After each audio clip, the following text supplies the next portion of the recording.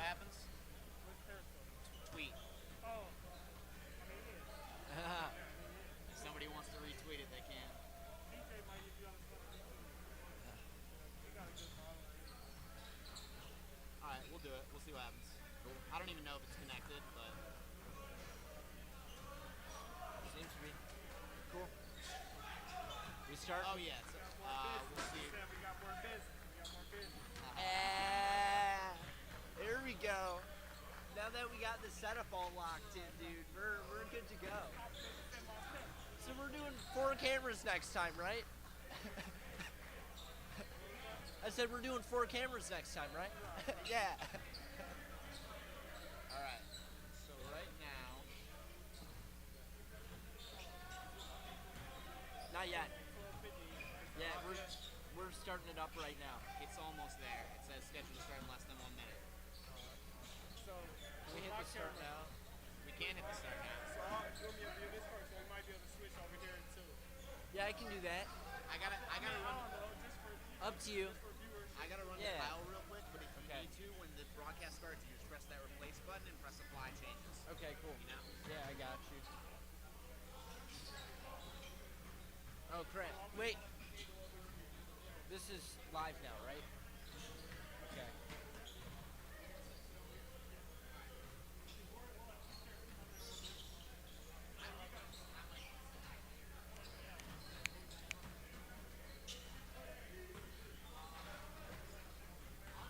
Hello, hello, hello.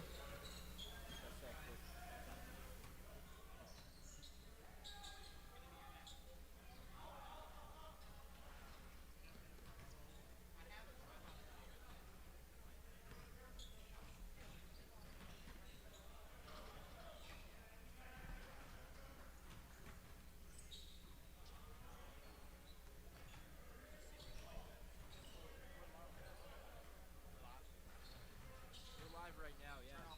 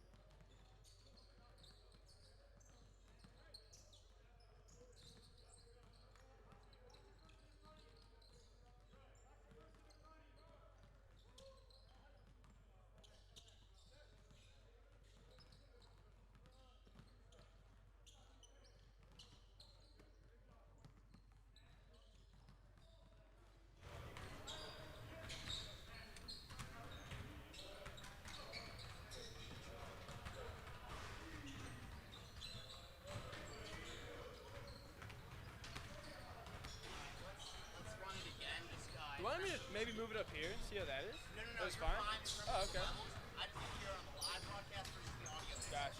Okay. Right now, walk is if we're talking about this stuff at all. It's gonna be live. Thank you.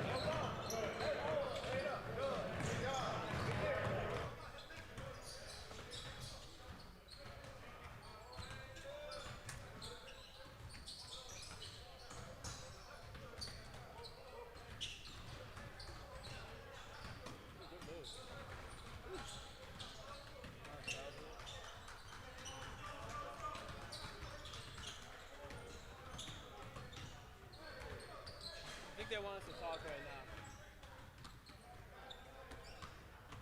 You guys want us to talk? Tanner Castor alongside Mike Roth there at the Northeast Ohio Top 20 Combine. And Mike, a lot of talent right now in the building.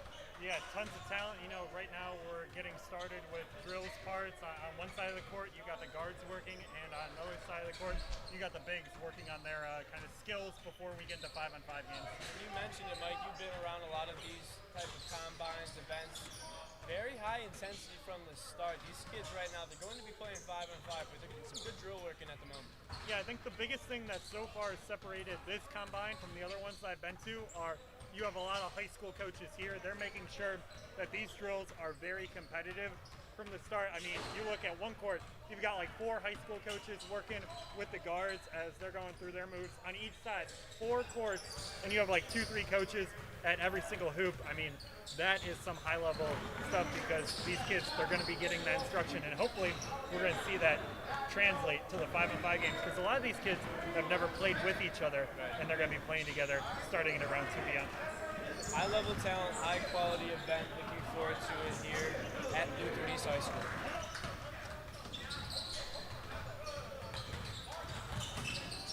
Think we're good?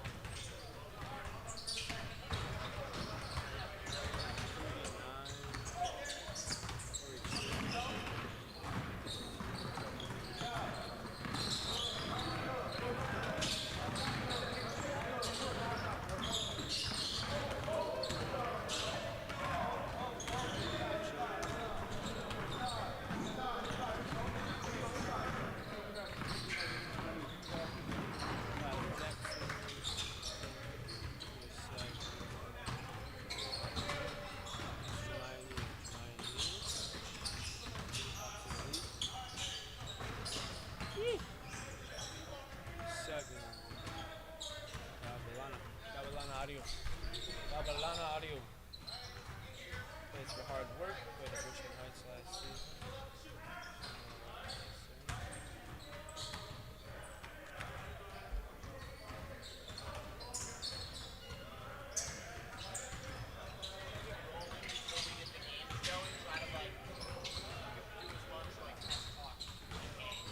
Okay. You just want to go like down because I think the bigs is what he's shooting right now. So if you just want to like say like who's Go going. ahead. I mean, so you can take this one. You know this guy's better. So I'll intro right now, then I'll just play off you. Yeah. Right now we've got a couple courts working, bigs and guards separated. And Mike, when you look at the bigs here, a lot of size, a lot of good footwork and skill we're seeing right in front of us. Yeah, you know, on the very far court, you know, you got Broden Lean out here doing the pick and pop mid-range jumper. He's a kid from Minnesota, but he's going to be playing his senior season at ISA. You know, that's a prep school that really gained a lot of notoriety. Recently, they had been gaining a lot of Canadian kids with guys like Keon Ambrose and also Charles Bediaco, but you know, adding Lynn, he's going to add some size after those 2 players are going to be there next year. And ISA, they've also grabbed a couple of Ohio high school kids like Trey Woodyard, who are going to be doing some pretty good things. And, you know, we've got a couple of ISA post-grad kids at this event. A couple other kids, as we see Lynn, again, setting a double screen and then popping for the finish. Now we're going to have a Marion Dickerson do the same thing. Dickerson is a kid who is uber athletic, you know, really does jump out the gym. He plays for Cleveland Rhodes. They are the most exciting team probably in Northeast Ohio last season, and they returned 3 of 5 starters they're going to be another team to watch out for. Dickerson's a kid already with a couple Division I offers.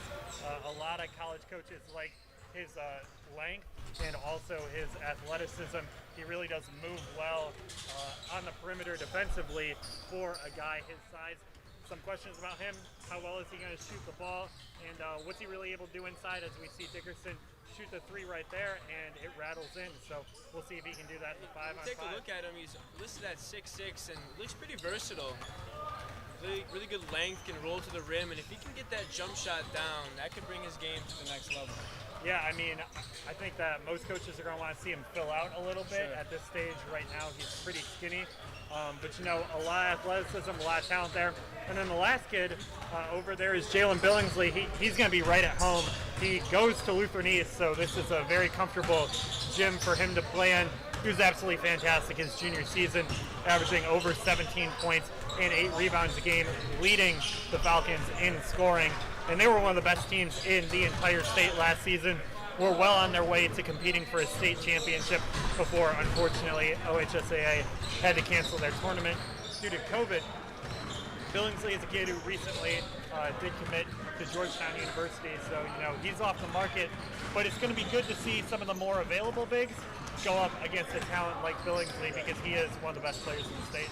It's a great gauge for these kids that maybe feel they're a little under-recruited, trying to earn a couple offers. If they can match up against Billingsley and have a good showing, that's going to open some eyes in this live cast. Yeah, and as we move to the center court with the bigs, we have Alhaji Thiam, number 30, with the jam. He's from Columbus, Pickerington Central, Ohio, and you know, he had a really big summer for Nova. That Nova team had a lot of players that really did come out of nowhere, I would say, on the national scene. They were at a bunch of tournaments in Fort Wayne.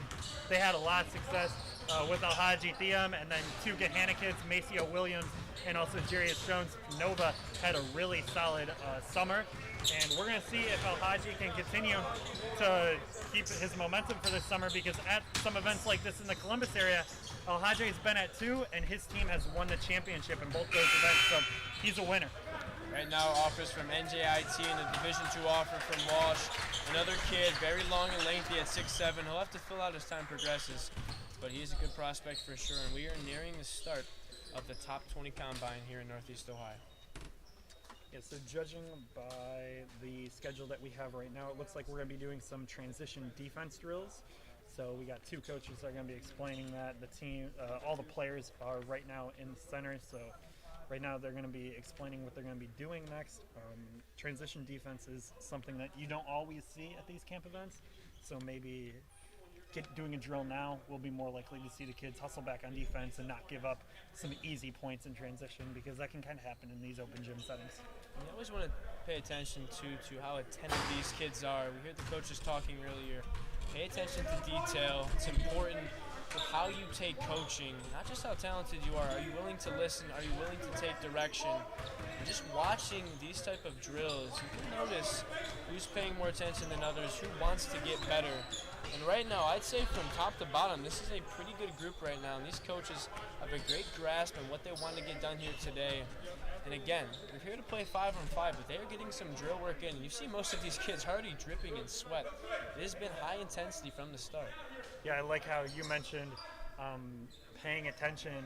There was just a clip of the Houston Rockets. This is NBA playoffs, high-level basketball that all of these kids probably dream one day to be playing. And Russell Westbrook, who was hurt, was actually kind of coaching the Rockets in how to play defense. And you had guys like Robert Covington, PJ Tucker, James Harden, and Ben McLemore, and they were all looking with their eyes at Russell Westbrook.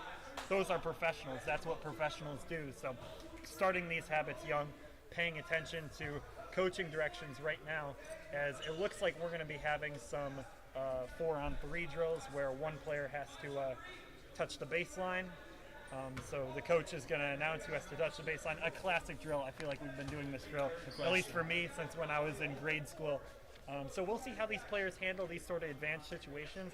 And also, with the amount of talent on the court, defensively, you're going to be guarding a bunch of different positions. So we'll maybe see what a guy like Ramel Arnold, who's on the shorter side at about 5'10", 5'11", will do maybe when he has to match up against a Ricky Radke for the white team. And that really is the beauty of these drills. As Seth Wilson pushes ahead right now to Henry Rayner. He can't finish, but a lot of different kind of matchups. You'll see guards on bigger bodies and vice versa. There's Wilson. That's going to be the biggest thing that's going to be exciting about this drill, is that you're going to be seeing guards defending bigs, and you're going to see bigs defending guards. Something that I think is very important is, can guards beat bigs off the dribble when they need to? Because when you get those advantage situations, you have to take advantage of that opportunity, and that's going to be something that you're going to get to see very quickly right now, because this kind of is 5-on-5. It's not organized. The offense has the advantage, but this is close to 5-on-5 as you're going to get in the drill section. One of the biggest things right now in the game of basketball is how you can switch. And if you're a tweener, 6'4", 6'5", 6'6", you're going to have to be able to guard on the perimeter. This drill right here, a great way to get better at that is Jeremiah Neal right there with the lay-in. Yeah, Neal is one of the most athletic players in the entire state of Ohio, probably in the entire Midwest. He's just flying, and as I was talking there, Kobe Johnson, West Virginia commit, buries the three-pointer.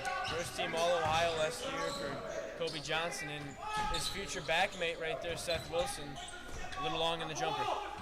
Here comes Ramel Arnold, mid-range pull-up for him. He knocks it down. He had a huge month of February and March. In the playoffs, he was scoring like 35 points a game. Actually, starting January 30th, Arnold was averaging over 26 points a game. So he ended his high school season hot and has continued that this summer. There's Wilson right now, top of the key. He is such a big-bodied guard, bullies his way inside. Nice little dish off there, and Ricky Radke with the lay-in. Yeah, you mentioned Seth Wilson, big-bodied guard. He's actually lost weight since the high school season. I know that one of his AAU coaches was tweeting how he lost, I believe, 20 pounds. That's going to be very important for him, because when I saw him during the high school season in January, he was coming off an injury. He looked a little overweight, didn't look as quick, but now it seems like after he's lost the weight, he's looking a lot quicker and more explosive with the basketball, and I'm sure that's going to make Bob Huggins very happy. Good pass there, kick out, and Rayner with the rebound. Found that ball by accident. Rayner is a kid, always productive. Every time I watch him, he might go against more talented bigs, but you're going to look up at the scoreboard and he's going to have like 15 points, 10 rebounds, and he's just going to flat out produce for whichever college gets him. Billingsley with a sweeping layup there. He's got to be most comfortable. This is his home gym, and right now he's showing it. Yeah, I believe we have like 4 players where this is their home gym, and another kid who played his first 2 years here and then left. So a decent amount of these kids should feel right at home here at Lutheran East High School. A lot of talent in the Cleveland area, and Lutheran East definitely one of those high schools that has some of the most talent. There's Ramel Arnold getting on the floor. He plays his ball at Warrensville Heights AAU, a true game. That's a great sign. If you're getting on the floor at something like this, that's something that a college coach is going to pay attention to, especially when you're 5'10". You've got to do more of the dirty work, and that's exactly what Arnold just did. And we see Jalen Billingsley dribbling the ball on the perimeter. He dumps it inside to Brent Walker. And, a lefty hook shot from Brent Walker. That's something that you don't see very often from him. Using his opposite hand for a post move, that's really promising. Averaged 12 and 10 last year at Kent McKinley. Still searching for offers. With moves like that, they might just come in soon. Right there, that's Tyler Jackson, Garfield Heights product. Plays his AAU ball at Hardware. Jackson's another kid that I think looks slimmer even from when I saw him not even 3 weeks, a month ago. He started playing AAU because obviously there was no AAU going on in the months of April and May, and I did see him a couple times in the months of June and July, and he looks slimmer today than when I saw him then. A lot of these kids, you're going to tell who's in the best shape, who's working, because with quarantine, and now we are out of that stage, but who was getting their work done when no one was watching? That's what's going to show up now in these type of events. We see Ramel Arnold kind of dancing on Seth Wilson, and he draws the contact, and there's Brent Walker to clean it up. No box out there, and Walker will do the rest. Here's Neal, give to Rayner. It's a good-looking shot off the front of the rim. Wilson, though, with the offensive board. trying to muscle his way back up. And there's no referees here, but if there was, there'd be a whistle. Yeah, we're gonna, I believe, have referees once we get into official 5-on-5. But you mentioned Rayner's three-point ability. He shot 50%. I believe he was 8 for 16, so very limited attempts. But Rayner definitely showed the ability that he can stretch it out to three-point land. I was talking to him in May about what he hopes to really show for his senior season, and the number one thing he said was, I need to be more comfortable playing on the perimeter. I'm probably not going to be a center at the next level, which is kind of what he played his junior year. So him stretching out his range was really what he was working on during quarantine. Great length at 6'7". If he can knock down that shot, he is going to be a problem. And a great drive, can't finish. But on the putback, Armani Dickerson can. Yeah, Marion Dickerson, I mentioned earlier, another one of those most athletic wings in the entire state of Ohio. He's a high flyer. I've seen him do that more times than I can count. Here's Anthony McComb. Give out to Farmer, and EJ Farmer off the mark a bit. Yeah, Farmer's a kid who's a very streaky shooter, but when he's on, there aren't many better shooters in the entire state of Ohio. His ability to combine his size and length with his shooting ability really makes him dangerous on the perimeter, but, you know, right there, a pretty bad miss from him. Listed at 6'4", plays his high school ball at Cleveland Heights. Bates Fundamentals is who he shoots up for an AAU season. A couple offers, Bowling Green, Toledo, Akron, to name a few, and he's got the rebound right there. Yeah, you know, he's got good size, good length, really looks like what you would want from a wing in Division I basketball. Here's the Minnesota product, Roden Leon. Stripped clean there from McComb. Yeah, McComb's a kid who transferred from Thurgood Marshall after his head coach, Sean McCullough, did end up taking the job at Springfield. He's going to be at Trotwood Madison, and if anybody knows anything about Trotwood Madison, they go up and down. They average about 100 points a game back in the 2018-19 season. And, you know, with guys like McComb, they're going to be right up there again as one of the best teams in all of Ohio. Aiden Noyes, the rebound, 6'6" product out of Cincinnati Moeller. He's got a plethora of offers as well. Big time block by Jared Larry there on TJ Pugh. Not sure if we ended up calling a foul there, but aggressive take by the Shelby product. Pugh's a kid from Shelby, Ohio. If for those not familiar with the area, it's about the Mansfield area. Pretty small town, but every time Pugh shows up at events like this, he competes. You won't be able to tell that during the high school season he plays in a very rural area without a bunch of athletes, because he comes out here and he competes against those top athletes and is definitely not afraid. Here's McComb. 3 off the mark. Cleared by Team Black.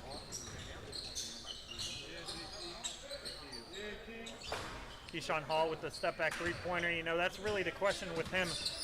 At his size, he moves with the basketball better than a lot of kids that you see. He is just so fluid. He can change directions. You see how wide he is? That does not stop him with the basketball. He's really going to need to work on that jumper. He kind of has a lot of activity with his right guide hand. Maybe fixing that is going to be something that whichever college is lucky enough to land him will look to work on. Right now an offer from Walsh, Division II. 6'6", good size out of Cleveland Rhodes. Plays his AAU ball with Team Cleveland. Yeah, you know, for Team Cleveland, he really got a bunch of notoriety. I believe he was going up against 5-star Michael Foster, and he really did shine in that game. So that shows that he can compete against some of the top forwards in the country. We'll see how he looks today. EJ Farmer with the turnover. Gets it right back and puts it in. EJ Farmer, very active. The offensive glass and turning a errant pass into another opportunity. Here's Adio, gives out to Leon. The big fella, 6'8" product out of Minnesota off the mark. Back comes Noyes. Here's McComb, nice pull-up jumper. Not off the mark. It's cleared by Hall.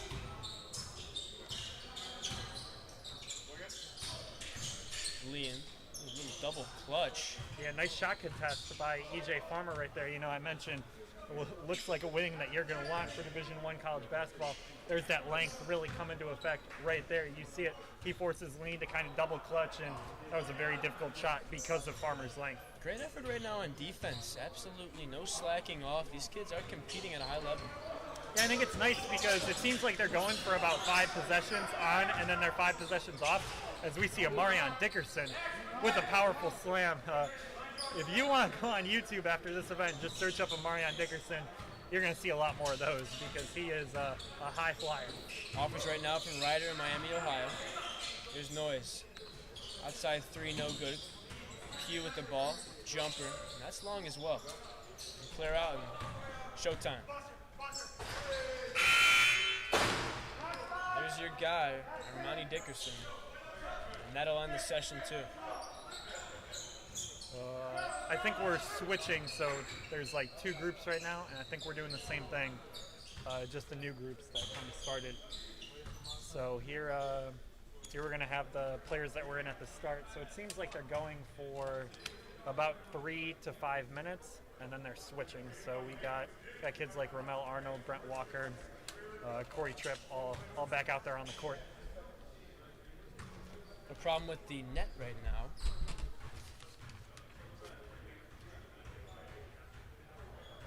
Jemiah Neal doing his best high wire act, and coming close. Been up there for about 20 seconds. He can't seem to get it, so they might have to break out the ladder if he can't do it. And that's what they're gonna do. Right, so we're gonna fix the net with the ladder. Neal is like doing a like balancing act on there. That was pretty exciting to watch. But no rush right now. We're still in the drills part of the day. And, you know, judging by the schedule that we have, we still got till 1:30 for the transition defense. Then we're gonna have shell defense for 10 minutes. Then camp offense from 1:40 to 1:55. That's really important because sometimes at these events it's a lot standing around. You know, you're playing. It's kind of like at the park. You go to the park. You don't know how anybody plays. So for 15 minutes, each team is going to get a camp offense ran by Brian Ansberry, the head coach at Padua High School. You know, he's known for having one of the best offensive stats. Every time I watch Padua play, it seems like they're scoring off of design plays and out of bounds. And as I was talking about that, we see Jemiah Neal just absolutely flying in for a slam. One Just so step, athletic. throws it down. It's a great pass as well from Kobe Johnson in transition. Yeah, and then you see Neal, the high activity on defense. If you're a school that likes to push the tempo, press, get up and down the court, Jemiah Neal is a guy that you're going to want on your team just because of how comfortable he is in transition and how easy he gets up and down the court. He's a kid that the MAC schools are all over, and rightfully so. Hyper athletic.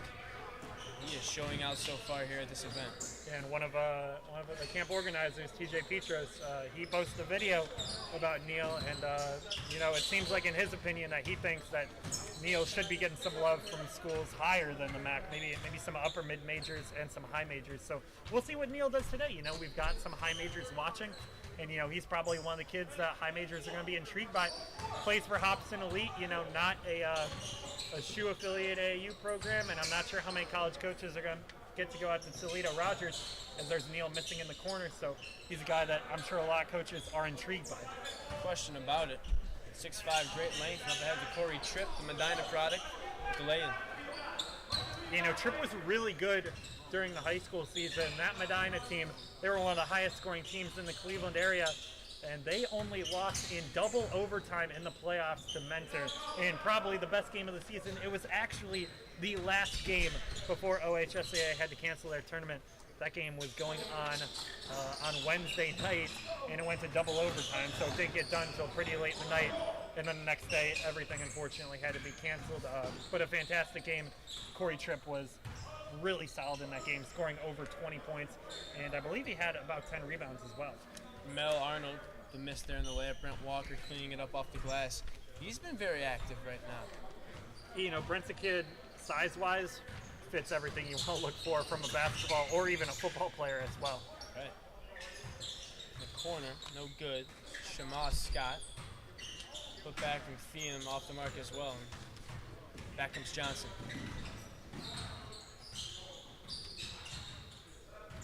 Johnson has a very strong handle, quick crossover, beautiful step into that shot, and that right there is why he's going to play for Bob Huggins. Yeah, I mean, Kobe Johnson has really seemed like he's taken a step forward his junior season and absolutely continued that this summer. He's going to be a really good college basketball player. I have no doubt about it. Jonah Wag pushing the pace. Back out to Johnson. Another three and another make.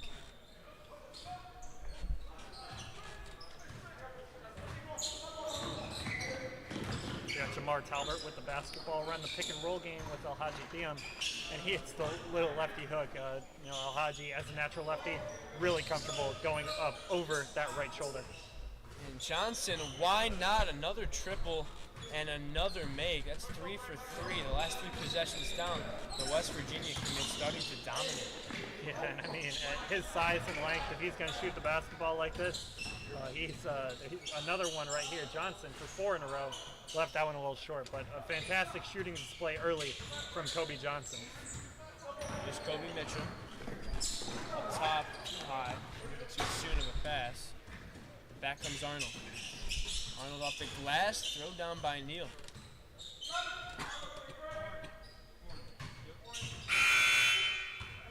All right, looks like we're going to take a break. Not sure if we're going to move into the next section, which right now should be shell defense.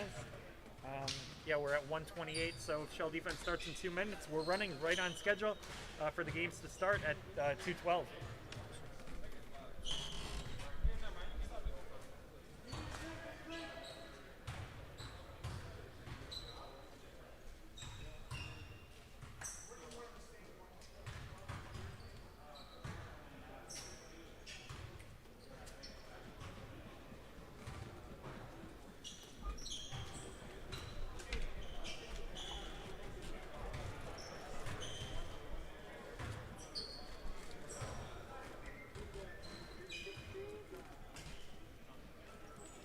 So I'm not sure if this entire 6 minutes. I don't know. We're gonna have a break for the next 5 minutes. Players gonna get to catch their breath. So we're gonna, I believe, put the B right back on the screen, and we'll be back with you in about 5 minutes for some more defensive drills, and then we're gonna get into the 5-on-5 section that everybody's waiting for.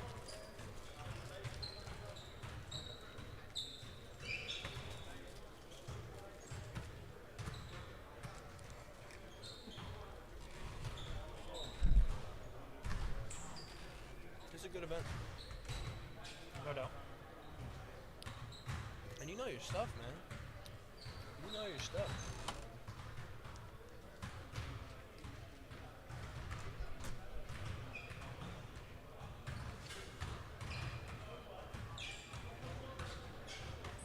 Just wait for session 2 when it's mostly D2 and D3 kids and I'm still rattling them off the same. Do you love high school hoops?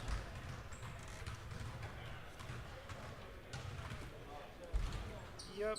Last year I saw every D1 kid in the state of Ohio except for Curtis Harrison, who is committed to Miami of Ohio, and the kid from Dublin Kaufman, Keaton Turner, who is going to Wofford. So yeah, other than that I saw everybody. And then this year I think I've got everybody. Maybe somebody will come out of nowhere and go D1 that I don't expect, but I think I've seen everybody, if not in person, on film. Have you seen that kid from, he's going to Xavier, I think, from Lake Catholic? Oh, he's gone to Dayton. You're talking Dayton, about Dayton, Luke yes. Frazier. Yes. Is he good? How legit is he? Really athletic kid. Just all the talent in the world. He can really score the ball at 6'5". He's 6'5"? Yeah, he's 6'5". Lefty, got kind of smooth stroke.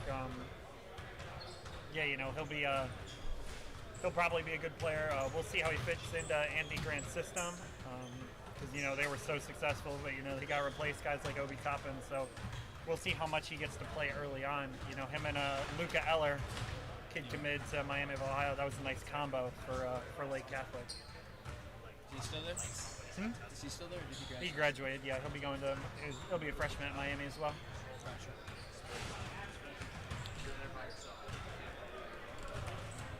Yeah, Kent's got 2 kids from Ohio in the 2021 class already. Yeah, I'm about to text Cindy. I'm watching this guy. Yeah, and then Jared Sullinger's nephew, Jalen Sullinger. Did he come to Kent? Yes. He's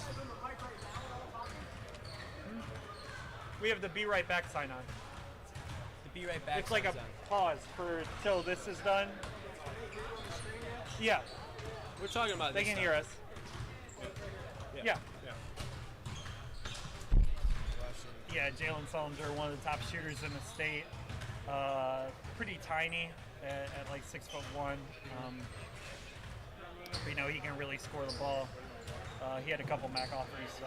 His brother is on the coaching staff. Oh, okay. Because he posted something about like keeping it in the family, I Yeah, think, when Coach committing Sully. cut, so that makes sense.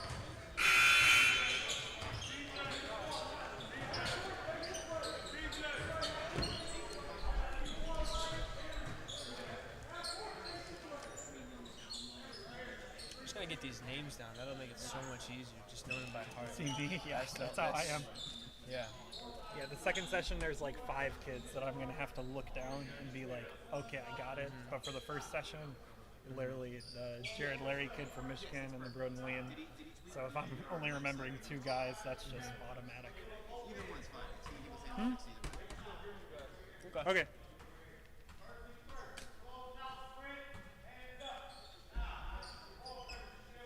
Well, it seems like the viewers got a little insight on my thoughts on Kent State commits, you know. I'm alongside Tanner Castora, somebody you just graduated from Kent State, sure correct? did. He has the play-by-play broadcaster, so you're not going to get to see guys like Von Cam Davis, and also the 2021 commits, Claron Hornbeek, and Jalen Sullinger. But yeah, well, should be exciting. A lot of MAC kids. No doubt about it. Another drill here. Looks to be defensively oriented. And then number 5, Jamel Arnold. He's 5'10", 13 All-Ohio last year. Goes to Warrensville Heights. Plays AAU with True Game. Corey Tripp as well on the perimeter. Plays his ball at Medina High School. And All-Ohio Red during the summer. Offers from Cleveland State and Bowling Green. Yeah, we got Cam Joyce directing them, head coach.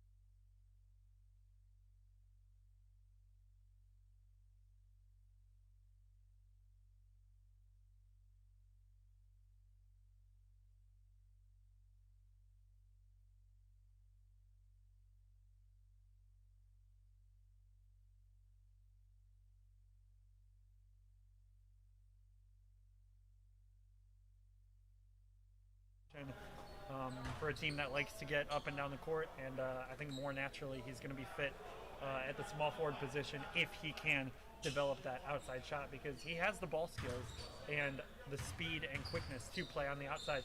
It seems like we're going to be having 2 courts going at once, so there's going to be a lot of talking on the court, So it might be a little hard to hear us for this next little session. Two different courts right now. Seth Wilson on the left side, kick out. That's Scott. Shamas. Scott knocks down the triple. We've got multiple coaches on each side of the court. They're making sure that these players are executing what they want them to do. Just a lot of volunteers here, which is really nice to see. Trying to give these college coaches the best sort of evaluation for each of these kids. Which court are they showing? Okay. Back out to Rayner. Right now, I think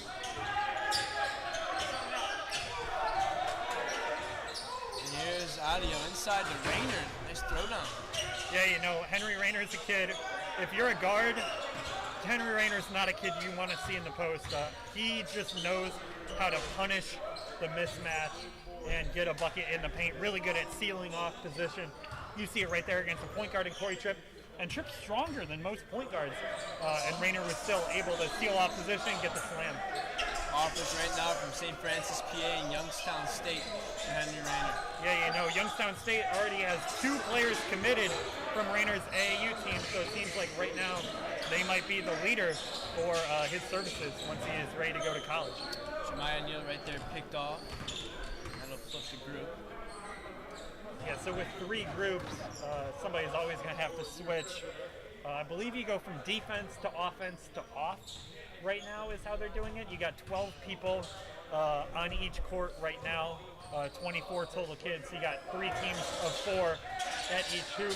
As we see Keyshawn Hall have it in the corner, playing a little give and go with Anthony McComb.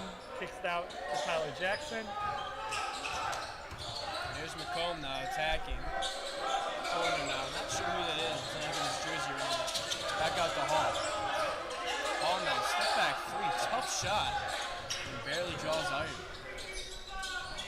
And that other young fella with white was number 29, Tyler Jackson, Garfield Heights High School. AAU ball with hard work.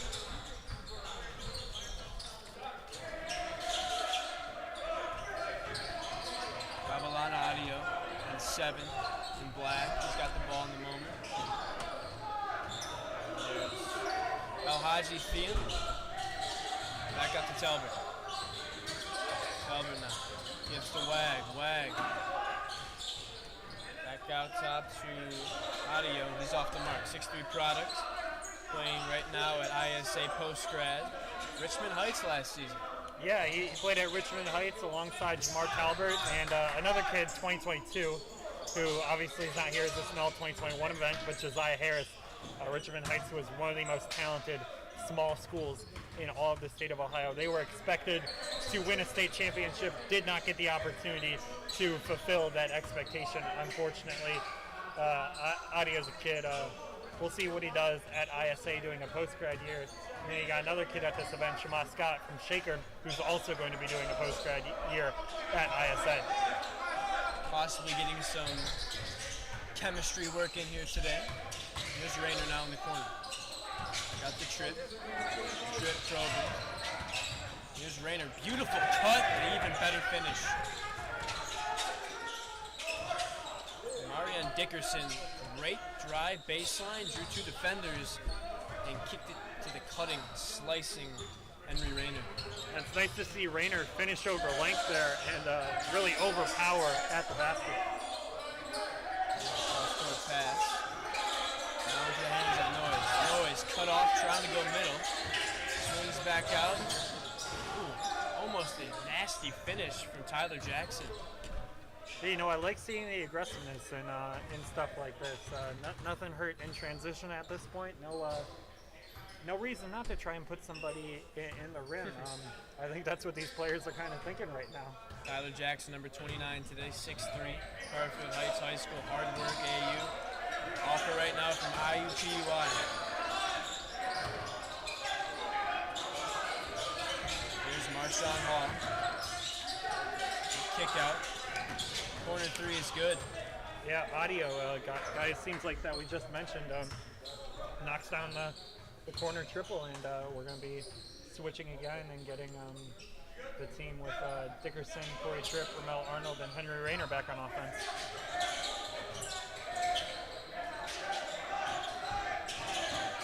But one thing that has been nice so far is there has been a lot of defensive communication.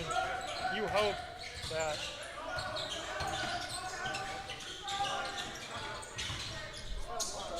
okay.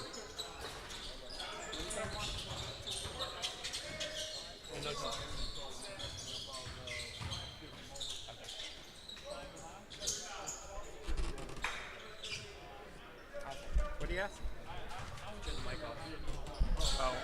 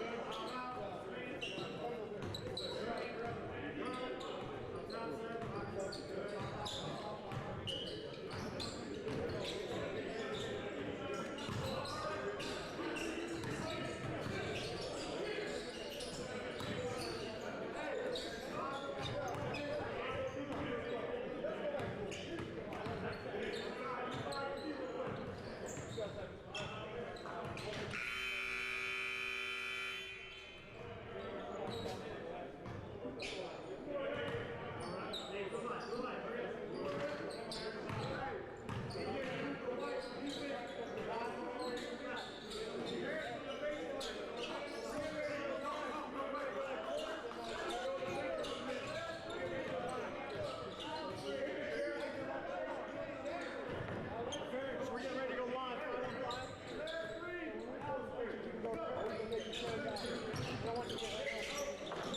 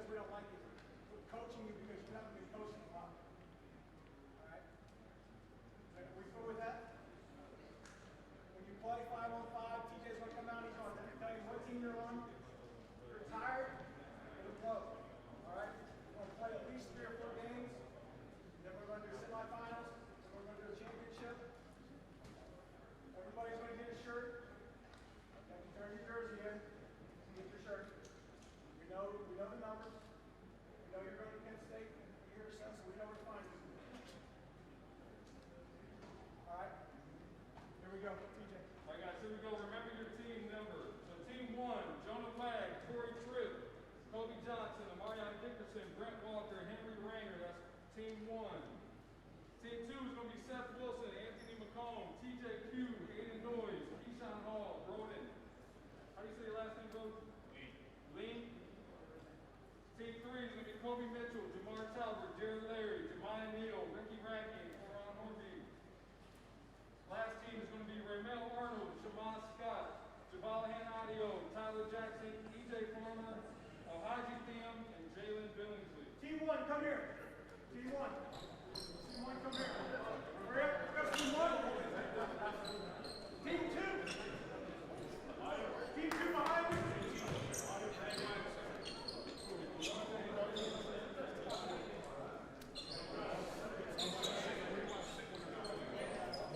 Anybody up here notable transfer?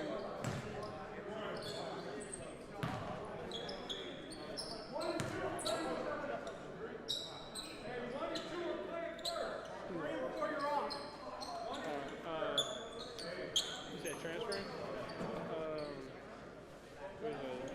I know somebody that's transferred this school, Luther Neese. Where is that? He from Michigan. I know him by his shoes. Oh, 20.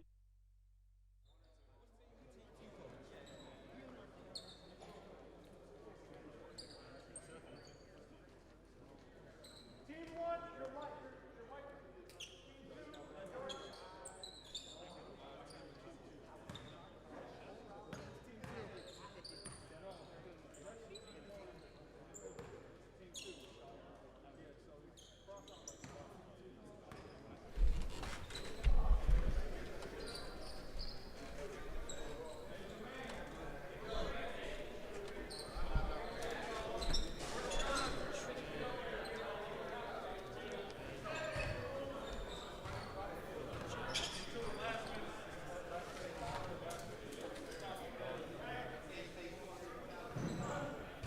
Is it on?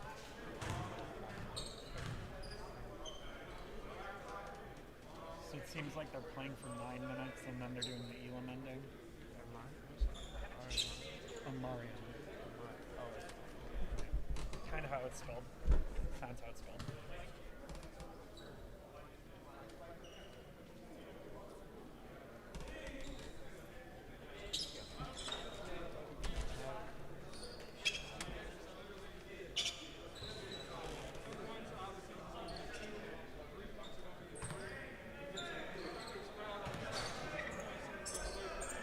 Okay, so it seems like if it's a shooting foul, it's 1 point and the ball.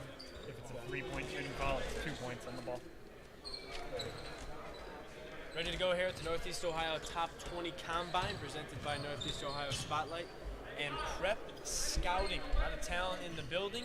We've done a lot of work as far as drill goes, some defensive stuff, some offensive stuff, some 4-on-5, and we are finally ready for a full court 5-on-5. Tanner Castor here with Mike Roth. Yeah, I'm very excited to finally get the 5-on-5 section started. You got 6 players per team. Aiden Noyes and Brent Walker will do the honors. It's controlled by Team Black and Seth Wilson.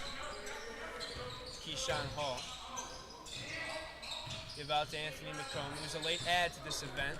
Made the trip down from the Dayton area. And there's Seth Wilson, the West Virginia commit. Pick and roll rather. Keyshawn Hall, and we've got our first whistle. Yeah, and we have refs at this event. A lot of these open gyms, it's just players call their own fouls, but we've got 2 officials here, and hopefully they do a good job keeping the players under control, and we're not going to have a foul fest. Looks like, as you mentioned, Mike, foul and the shooting foul, that is, would be a point, and you keep the ball. Here's Wilson. Step back 3, thought about it, and it's called for too many steps. Yeah, and before Dickerson switched on to him, it was Seth Wilson versus Kobe Johnson, 2 kids that are going to be playing together at the next level at West Virginia. That's pretty neat to watch at this event. A future matchup at West Virginia practices. There's Corey Tripp, Edina, Ohio product. Gives to Henry Rayner. Marion Dickerson now to Brent Walker. Wheeling and dealing, step back, cut off by TJ Pugh. Back out to Rayner. St. Ignatius product. Here's Tripp, pull up Jay, short off the mark. Cleared by Wilson. Seth Wilson probing. Gives to Keyshawn Hall. Drives, nearly lost the ball. Rebounded by Dickerson. Dickerson pushing now. Great pass up ahead to Rayner. The lane, good. Yeah, and you see Henry Rayner, like I mentioned earlier, he is just productive. You see him running the floor, beating the defense down there, easy layup. Plays for TMBA Ohio. Is to that 6-7. There's Wilson now. Mid-range jumper off the mark, rebounded by Brent Walker. Yeah, the white team's doing a nice job cleaning out the glass defensively. One shot and done. There's Tripp, left wing, short on the 3, rebounded by Keyshawn Hall. The big fella now bringing it up the court. Don't take it all the way to the rim. Nice balance there on that lay-in. Yeah, you really see the change of direction from Keyshawn Hall. Ironically, he's actually scoring against his high school teammate at Rhodes in Amarion Dickerson, but Hall is a forward with just a lot of skill with the basketball, change of pace, change of direction, high level for the 6'5" forward. Plays for Team Cleveland during AAU season. That's Noise there with a nice tip out. Pugh gathers it. Pull up from about 16 feet, that's short as well. Cleared by Tripp. Tripp now pushing the pace. Left wing, West Virginia commit Kobe Johnson. He's been shooting well in the drills. That one off the mark, and there's Henry Rayner battling for the rebound. It looks like we're going to get our first subs. You got Broden Lean and Jonah Wag coming in. They will be replacing Brent Walker and TJ Pugh.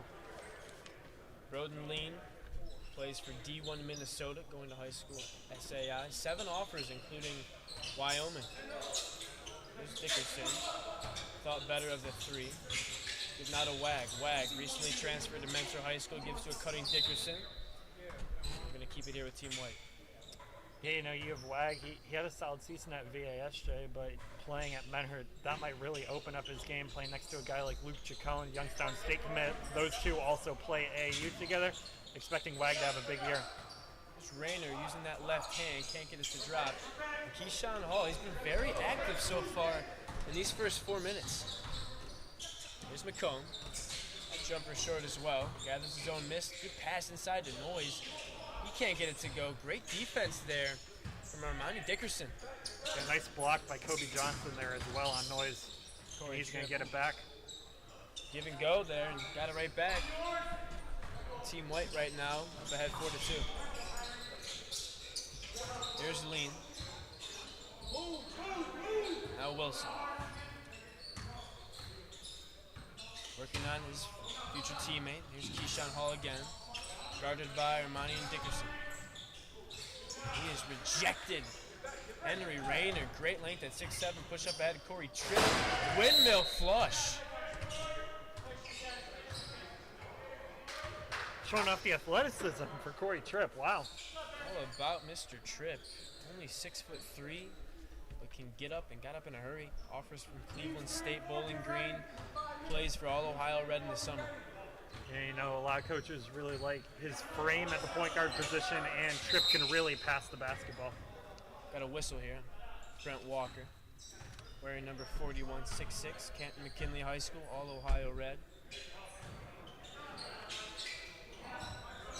Seth Wilson. Wilson driving right, cut off by Johnson, stripped as well. Push up ahead, it's Wag. Clear cut to the lane, he'll lay it in. Way to get out in transition for the white team. That's why they're up 8-2. They're getting easy buckets and keeping Black in the half court. They're not getting easy shots, but Seth Wilson buries the three-pointer in Kobe Johnson's eye. Easy shot, but if you take that, you make that. That'll work. Seth Wilson finally on the scoreboard. Tripp cut off by Anthony McComb. Swings cross court to Johnson. Johnson, pull-up jumper off the front of the rim, rebounded by Rayner. Rayner falling away mid-range. Brent Walker active on the glass, and he'll put it back up for 2. Yeah, good activity by Brent Walker there. Crashed offensive glass. Another thing White's doing well, why they got 10-5 lead, they're crashing the glass. McComb with a confident stroke, can't get it to fall. Cleared by Jonah Wag. Wag crossover right to left, step through, beautiful move, and he'll lay it in. Wag is not the quickest player, but you know, he really does a good job of creating space with the basketball, and he works well in tight spaces. You see there, kind of kept the defender on his back and then Euro steps around another for the easy left-handed layup. Plays at his own pace. TMBA Ohio, 3-year letter winner at VASJ before transferring to mentor as Mike mentioned earlier, and that is rejected by Dickerson. Armani Dickerson, 6'6", getting up.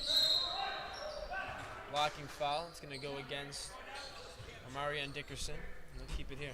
A big block by Dickerson earlier, and for a wing, he probably is one of the leading high school players in defensive stocks in terms of getting a bunch of blocks and steals. Ryder and Miami, Ohio, in on him right now. Cleveland Rhodes product. Plays for All Ohio Red. Here's Wilson. Made his last shot from 3. Now leaning in the corner. Defended by Dickerson. Back to McComb. McComb middle. Nothing to do. Back out to Noyes. Cincinnati product off the mark. Push up ahead to Tripp. Tripp with a 2-on-1. Brings it back out for 3. It's money. That's a big shot by Corey Tripp. Shot it okay during the high school season, but at Zach Fleer's event down in Columbus with a bunch of kids from all over the state, Tripp really shot the ball well from the outside, and looks like maybe he'll do it again today. And now moving his feet on defense. Team White can't come down with the ball. TJ Pugh has it. Plays for Extreme Heat. Out of Shelby High School. Here's Noyes. Noyes spinning back to his right, cut off. Back out to Lean. Couldn't gather the basketball. Back out to McComb. McComb from 10 feet.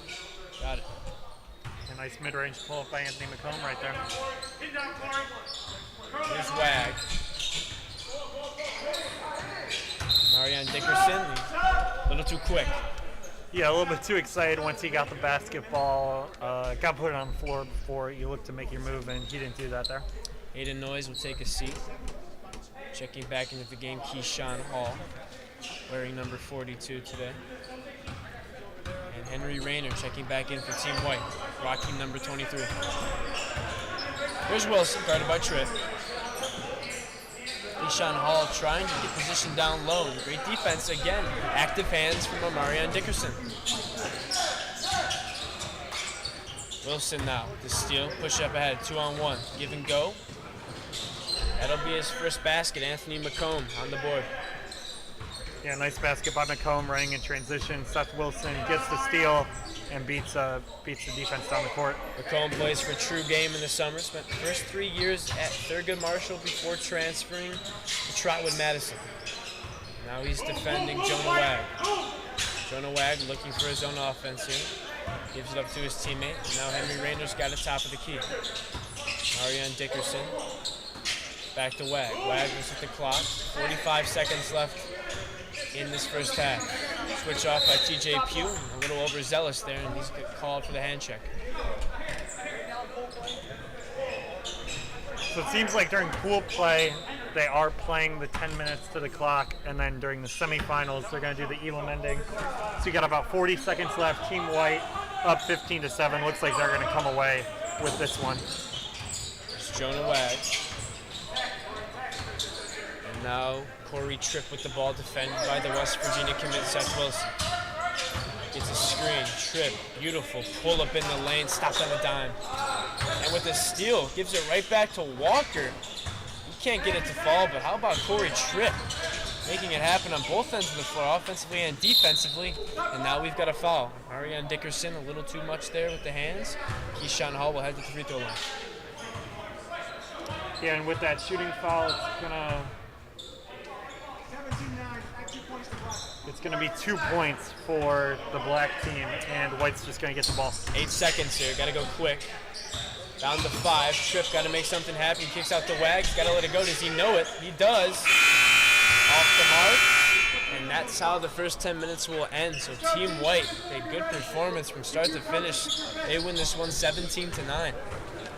Yeah, really solid performance by Team White. They did the little things that you want to look for. They rebounded the basketball. When there was open lanes to run, they were doing that. Solid overall performance by them.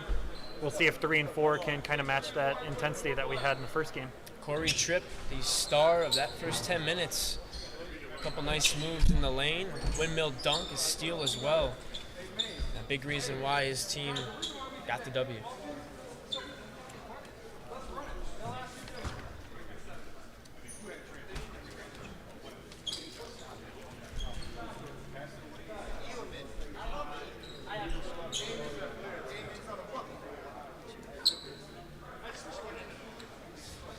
We got about 2 minutes until teams 3 and 4 will take the court. Tanner, if you want to run through those rosters for team 3 or 4, or I can do it for us. Sure. We'll start with boys in white. 2 points goes the other way. If it's an and 1, it's 3 points go the other way. Clock's out under a minute. Either one you get to the tournament championship. Okay. Right, so in 2 minutes, you stop All right. Well, team white, that is going to be Jemiah Neal. Also, we got Kobe Mitchell, Cloran Hornbeek, Jared Larry, Jamar Talbert, and Ricky Radke. And then the black team is going to be Shamas Scott, EJ Farmer, Ramel Arnold, Tyler Jackson, Jay Billingsley, and I believe they have one more that I don't see. We're just kind of warming up for the next minute and get the second game underway.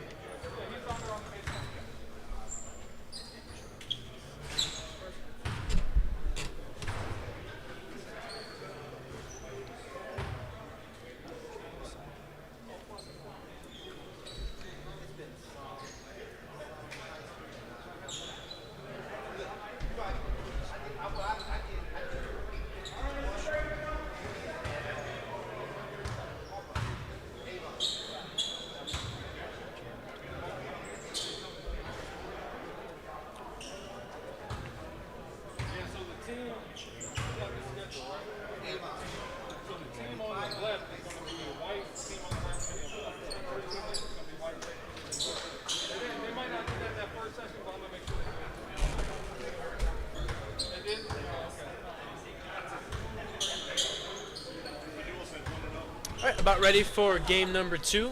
Cloran Hornbeek, and thank you, Mike. And Jalen Billingsley set to tip. 2 kids already committed. Billingsley heading to Georgetown next year to play for Patrick Ewing, and Cloran Hornbeek heading to Kent State to play for Rob Senderoff. That 1-1 by Hornbeek. We're set for our next 10 minutes. It's Kobe Mitchell with the ball. With to Talbot.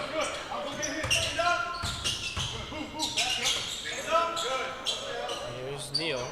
That 3 way off. And Neal, that's the question on him. How well will he shoot from the outside? You'll probably see him thrive in transition, but right there you see the question mark with the outside shot. It's Jemiah Neal, number 27 today, in white. There's Farmer. EJ Farmer, top of the key. Tad right, fought for the rebound and out of bounds. They're going to go the other way. Hornbeek battles for that ball and wins possession, and now Jemiah Neal, you just saw miss that 3, brings it up. Give to Jared Larry, recently transferred in from Grand Rapids Christian. Going to play his ball right here, Lutheran East. Up ahead now, it's stolen away from Talbot, by Talbot. And back comes Team White. Kobe Mitchell off the mark, rebounded by Jared Larry.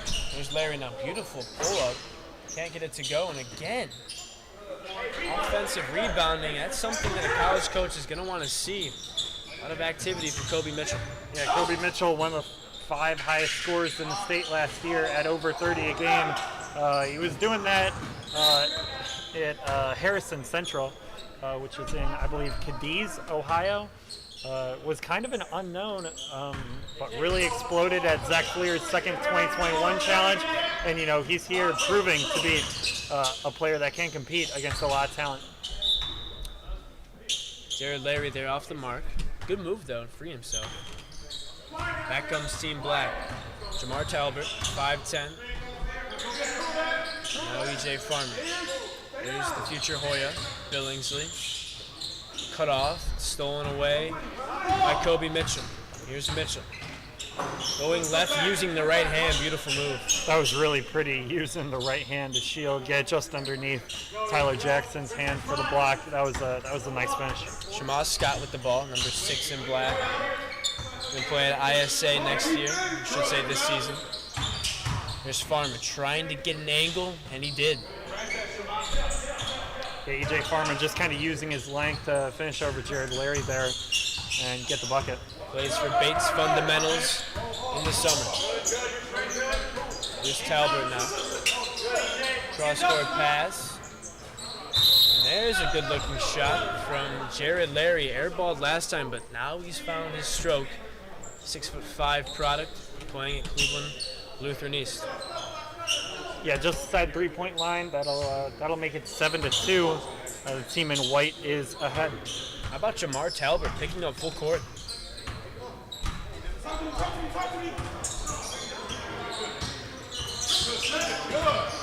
Scott going right, tough shot, somehow got it to drop.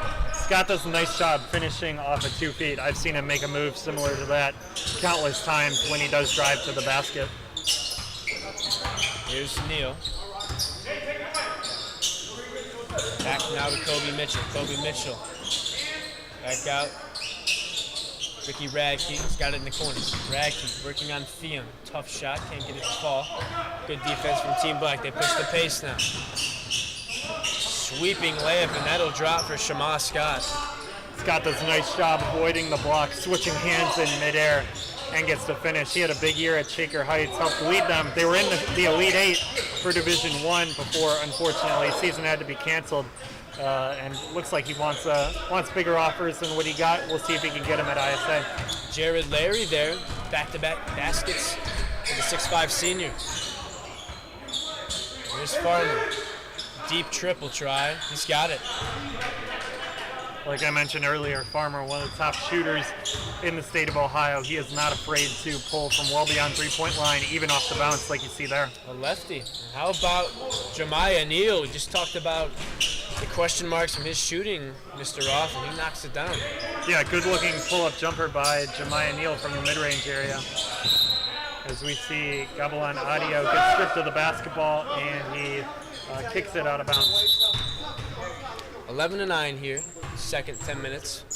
5 minutes gone by. High-level basketball, a lot of talent here at Lutheran East High School. Good pass up ahead to Silron Hornbeek, but called for a travel. He doesn't agree with it, but maybe shuffle the shoes. 11-9. Just over 4 minutes to play right here. A pretty competitive game as E.J. Farmer glides in for the slam to tie it at 11. Very smooth athlete. Back comes Jemiah Neal again looking for Hornbeek. That time can't connect. Back comes Scott. Ramel Scott pushing the pace, looking for E.J. Farmer. A little off the mark. Yeah, Ramel Arnold right there. Going for the alley-oop. Just too many bodies in the middle there was not the right passing decision. There's Jemiah Scott inside the Hornbeek, a recent Kent State commit. A spin move, left-handed hook shot. Beautiful touch. Yeah, and Hornbeek, I believe, is the youngest player at this event. Everybody's at 2021, but he still has not turned 17 years old yet. Great size, about 6'8", 6'9", and here comes Neal looking to put someone on a poster and swat it out of his hand before he got the chance. Nice quick hands by Alhaji Thiem. You see him, he can do a lot defensively, pretty versatile.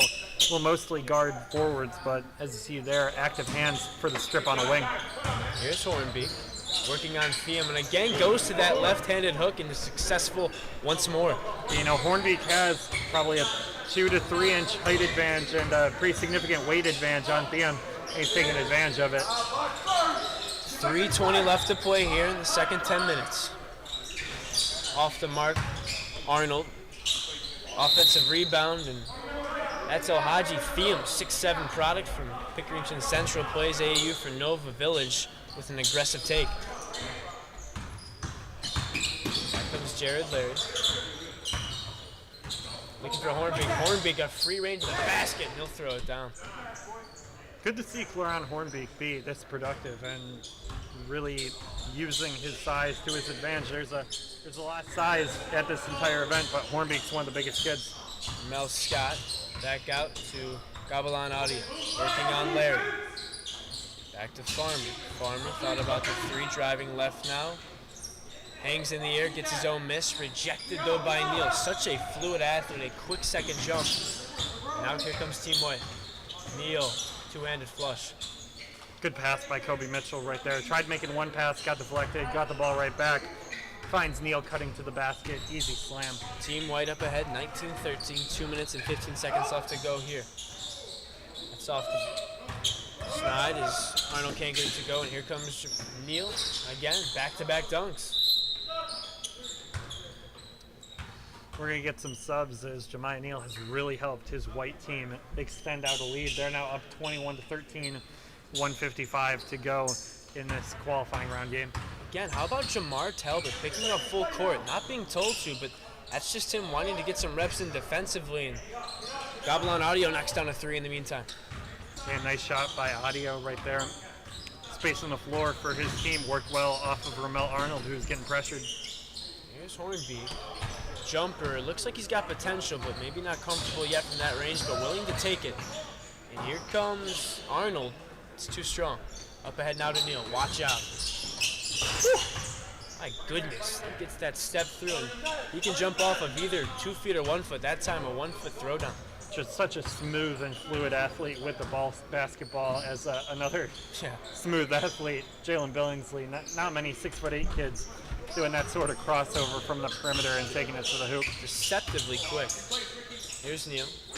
Hornbeak down low, double team. Someone's got to be up and takes it himself, and the big fella getting more comfortable as these 10 minutes go along. He's had an absolutely fantastic start to the 5-on-5 session. Here's Billingsley working on the perimeter, guarded by Hornbeak, the 2 biggest fellas at this event. Here's Arnold. Arnold gets to the rim and he'll finish. 34 seconds left to play. Team White up ahead 25-18. A lot of offense here in the second 10 minutes. Karan Hornbeak. Penn State fans should be excited about him. Out of Toledo. St. Francis.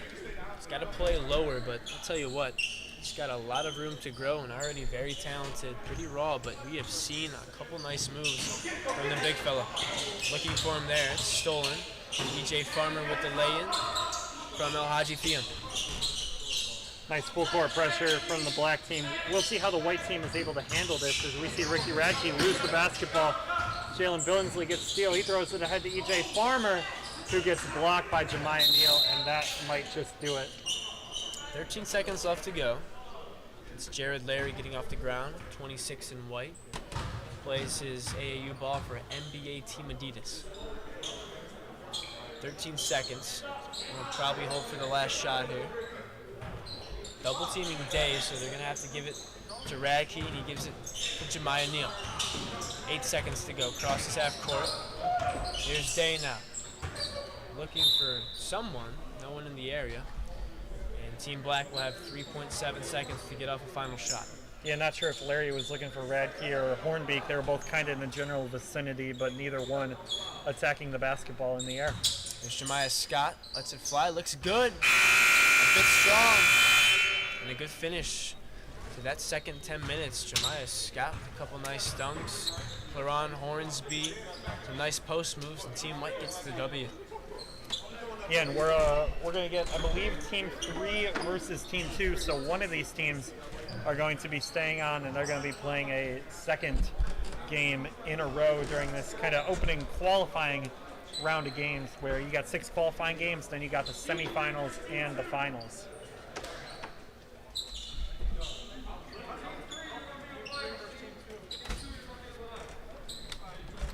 So we got the white team that won the first game, headlined by Claron Hornbeak and Jemiah Neal to Toledo area.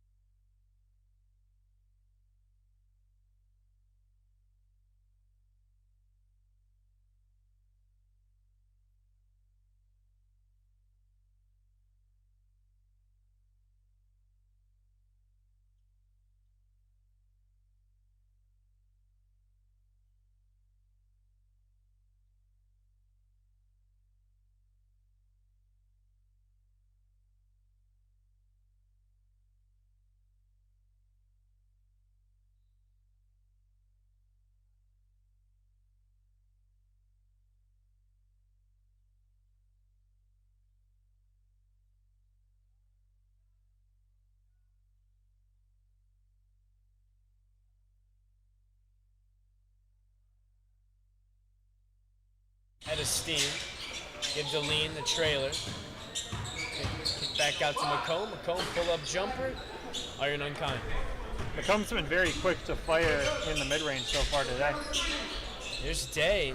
That jumper is getting more and more comfortable as this time goes along. That time from 3. Yeah, Jared Larry really coming into his zone. He played well to end that first game and coming out early with a 3-pointer. There's Anthony McComb. Cut off his dribble, threw it away. Here's Jemiah Neal up ahead of the pack. And his head near the rim. Throws it down, his 4th of the session. I don't care how many times that you've seen him do that. It's still pretty unbelievable every time you see him just glide through the air. Fun athlete out in transition. And Team White already out to a 5-0 lead. We've only played a minute and change.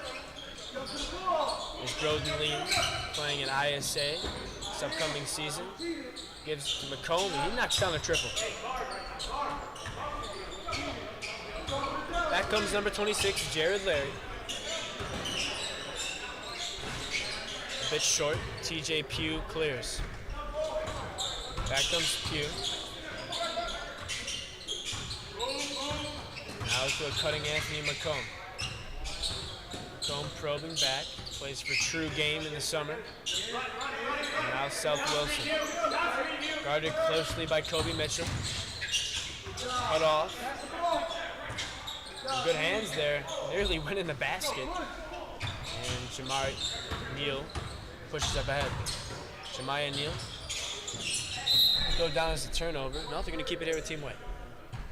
Yeah, Neal really got collapsed going inside to the basket, and at the last second threw it off the hand of a defender, as we see Ricky Radke coming into the game for Cloran Hornby. Jamar Talbot going to throw it in.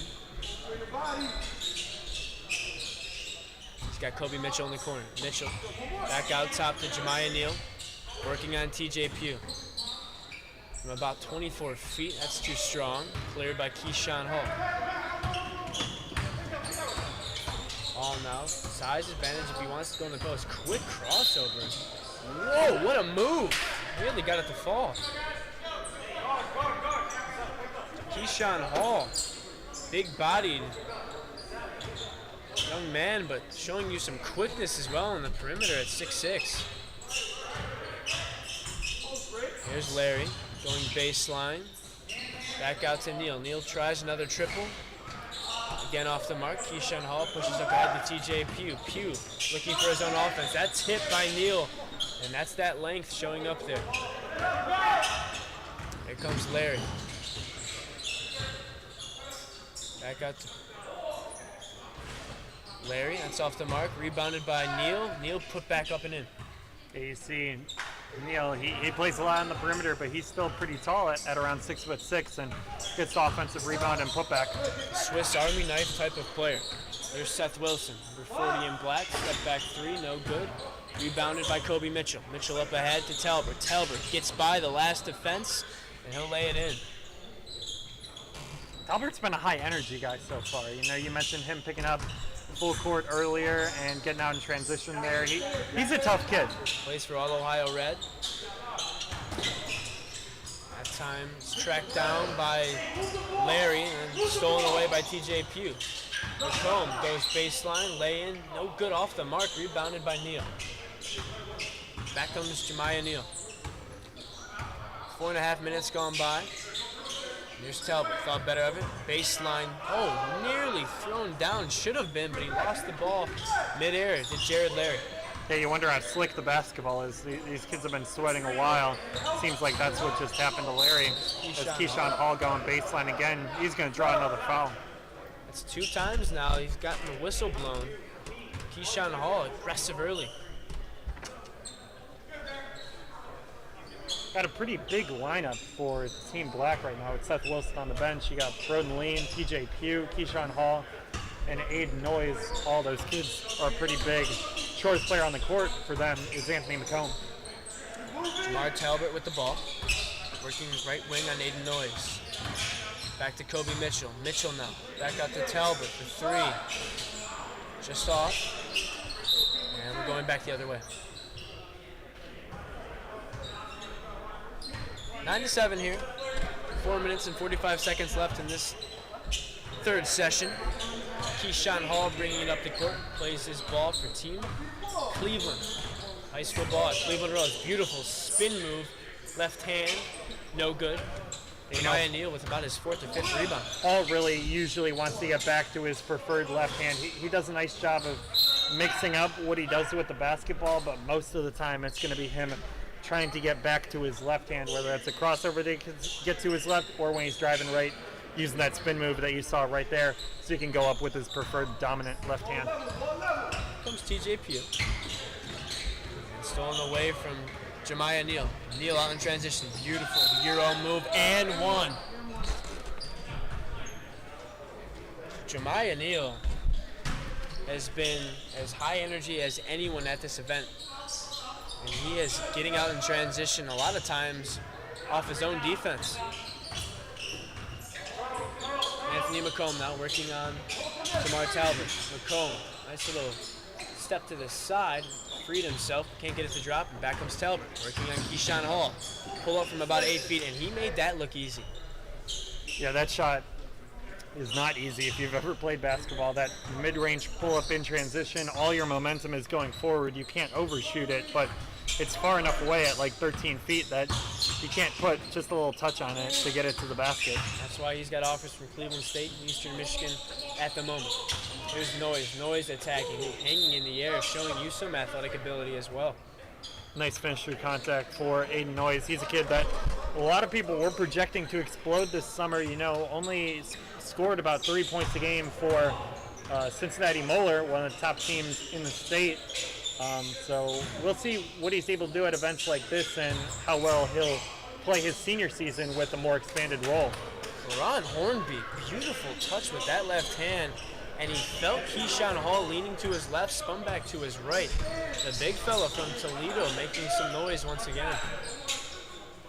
There's Lee, head off the mark, rebounded by Radke. Back comes Jared Larry. Out of Michigan, back inside to Hornby. He's been nearly unstoppable. Will it continue? Goes to the right hand, and again, the big fella is ambidextrous. Have to defend him on both sides of the shoulder. He's been hard to stop. Yeah, guys like Alhaji Thiam, Keyshawn Hall, they're a little bit shorter bigs, but they still do play that forward and center position, and he's been having his way in the paint with his size and height advantage. Tracked down by TJ Pugh, back to Seth Wilson. Wilson lines it up. Too strong. Here comes Talbot. He's got a 2-on-2 opportunity. Gives up top to Larry. There's Larry now. Ball tapped from behind, push ahead to Seth Wilson. Wilson out in transition. Wilson went for the throwdown dunk, but there's Jamar Talbot with a defensive presence that has seemed to have bothered every guard that he's been matched up with. Yeah, I'd say Jamar Talbert's energy has been probably the best in the gym so far as he's coming out right there. A well-deserved break for him as it's 18-9 right now. 1 minute and 20 seconds left in the session. Here's Jeremiah Neal. Moving right, kicks to the corner, it's Mitchell. That won't fall. TJ Pugh clears. Pugh up ahead, nearly stolen, but it gets to Anthony McComb. He pulls up from about 18 feet and he's fouled. Yeah, you know, it's 18-11, but this black team has scored 6 of their points off of just getting fouled with their jumpers. They've only seen the ball go through the hoop 2 times this whole game. Larry can't get it to fall. Neither can Kobe Mitchell. Back comes Keyshawn Hall. McComb, pull up 3. Got it. Quick little run by Anthony McComb, draws foul for 2 points, then hits the 3. It's now only a 4-point game. We'll see if Black can cause some more trouble forcing a turnover. Jeremiah Neal showing you a great ball handling ability at 6'6". Cross-court pass. It falls into the hands of Larry. Larry goes baseline, brings it back out. Back to Jeremiah Neal. Neal with the length of basket. And he can fly, but maybe took off a little too deep up ahead. To McComb, and he gets the layup to drop. So it's now a 2-point game with 14 seconds to go. We'll see what Black's able to do. Jared Larry driving to the paint, kicks out to Neal. Back to Radke for 3. He hits it, and that will seal the deal. 21-16, Team White. Ricky Radke stand about 6'7", knocking down that three-pointer with confidence off the catch. Good session there. Again, Team White find a way to get a W, and they are undefeated right now, 2-0.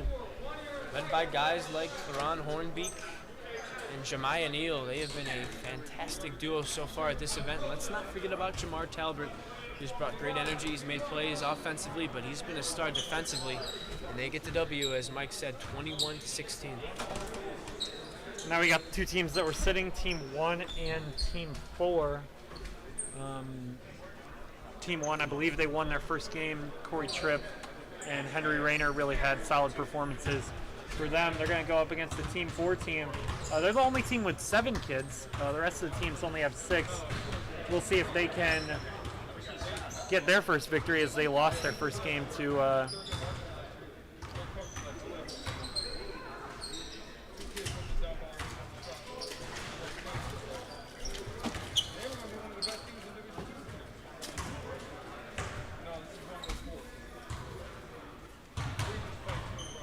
So you got a little bit of time here in between games. This will be the third, or actually the fourth qualifying round games. 2 more after that, and then we will have the semifinals and the championship for session 1, hopefully wrapping up just around 4 p.m.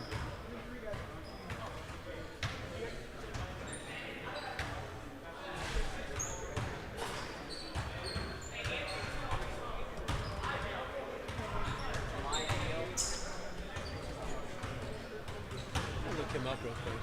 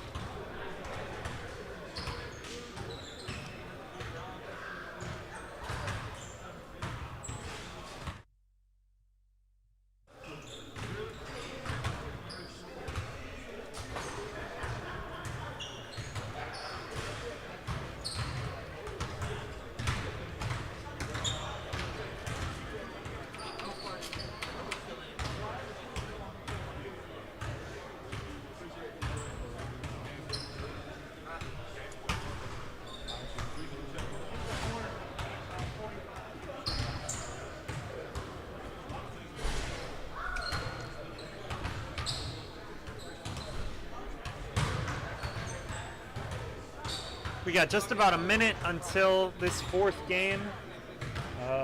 Like all the games, a lot of talent in this one, so we're pretty excited to get this one underway. As you hear the buzzer right there.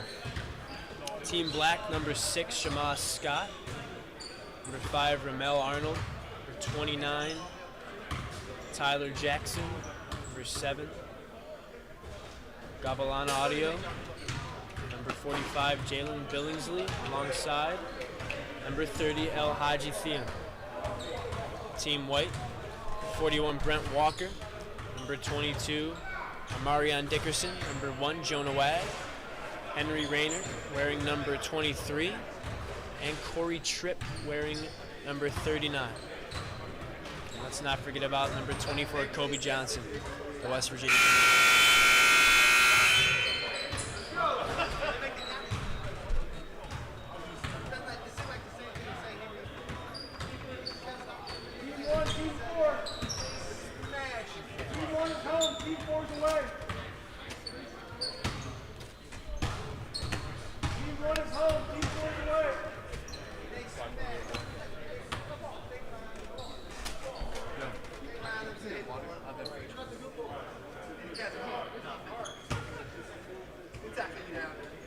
Thank you. Thanks, Corey.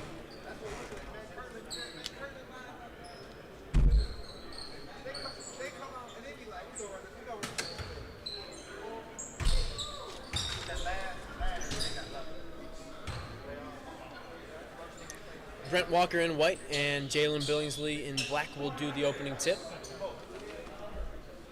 Set for session number 4 here at Lutheran East High School. Northeast Ohio top 20 combine. Walker controls. Here comes Jonah Wag. Guarded by Shamar Scott. And here's Johnson. Dickerson now looking for a cutting Walker. A little too late. Back comes Team Black. Scott, and that ball tipped off the backboard and still drops. And you see Audio and Scott connecting. You'll see them next season for ISA's post-grad team, hopefully linking together like that. Here's Johnson. That won't fall. Gather the offensive board, and here's Rayner. Rayner now working on Thiem. Backing down, left hand, spins back to his right. Front rim, controlled by Thiem. Up ahead to Shamar Scott.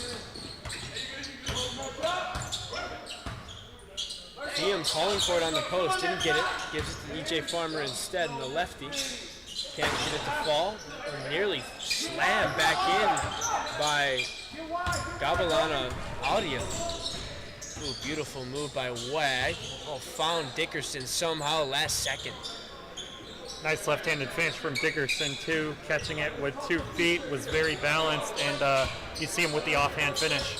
Jonah Wag plays at his own pace. He can play quick, he can play slow and deliberate, but always working the way he wants to. And again, good example there with that pass to Dickerson. Here's Shamar Scott. Played last year at Shaker Heights High School, now at ISA, excuse me. Here's Thiem. Thiem somehow falling. Oh my goodness, he hung in the air for a minute. Yeah, did you see the body control for him to kind of lean his head back and still finish? That was excellent move by Alhaji Thiem. Plays for Nova Village, and Brent Walker. He gets that one to drop with the right-handed. He plays for All Ohio Red in the summer, Kent McKinley High School. There's Shamar Scott. Gets to the basket, lays it in with the left hand.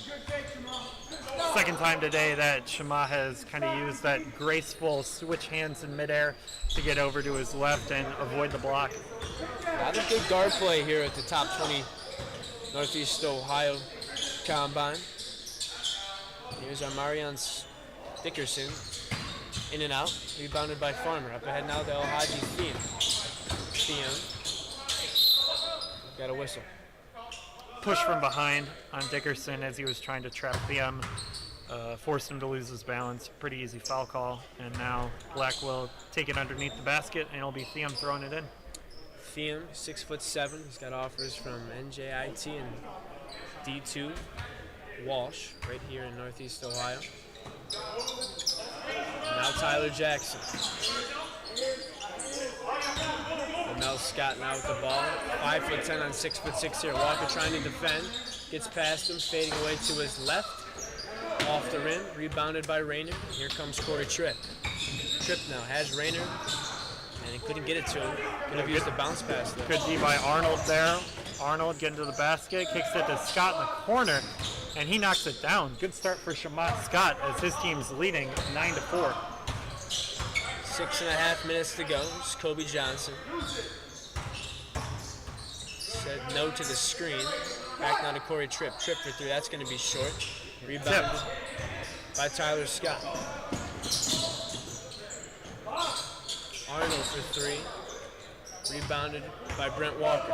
Walker now up ahead. 4-on-4. Gives to Johnson. Thought about the 3. Stepped inside for a closer 2. In and out. Rebounded by Henry Rayner. Off the glass and good.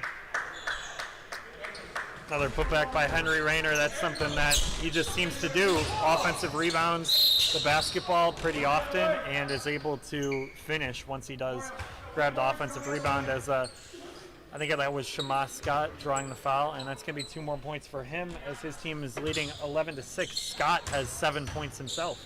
Shema Scott his own fast break there, pushing the tempo. Here's Wag. Walker steps out.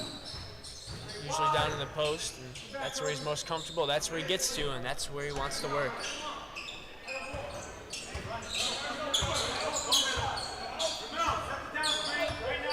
Scott, guarded by Wag.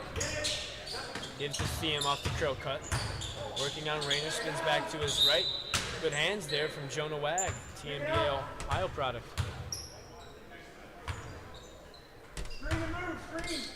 Mel Arnold throwing it in, finds Shamas Scott.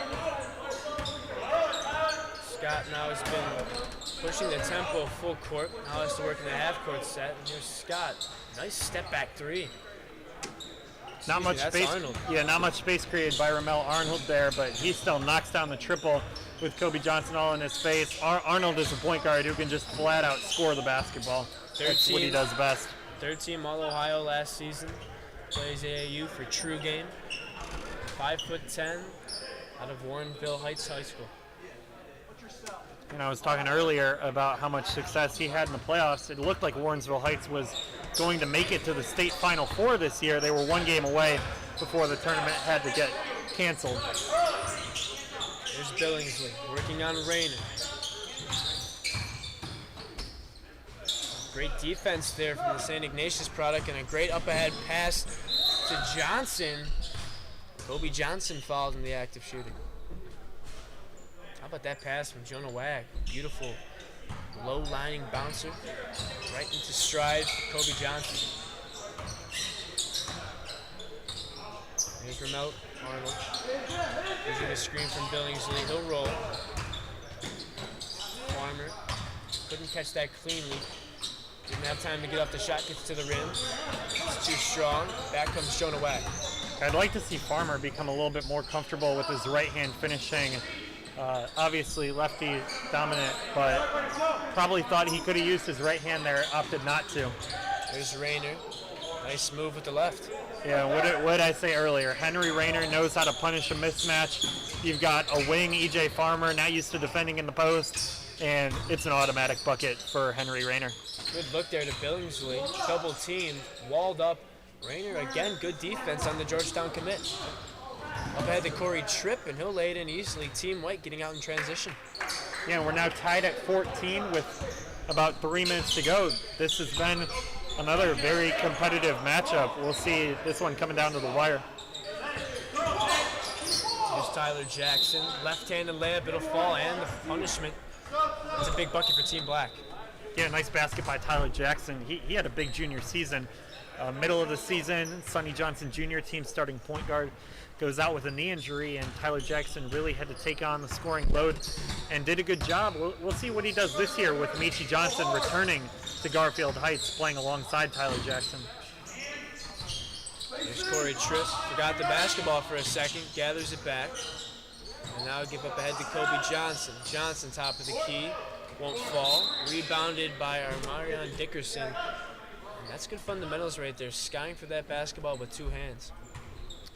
We got two subs coming into the game for the black team as Tyler Jackson and Gavilan Audio will take a seat. Kobe Johnson now working on Alhaji Thiem. Back inside to Dickerson. Johnson now going by with a right-handed throwdown. Whoa. Vicious move by Kobe Johnson. 6'4" out of Canton McKinley High School. Plays for All-Ohio Red. First team All-Ohio a season ago. Here's EJ Farmer. That won't fall. Corey Tripp clears. Up ahead now. He's got numbers. Tried to do a little too much there. Center of the court. Scott a nice behind the back pass to Thiem. And good defense by Dickerson. He walls up and now pushes the pace. He's got Johnson on the alley-oop.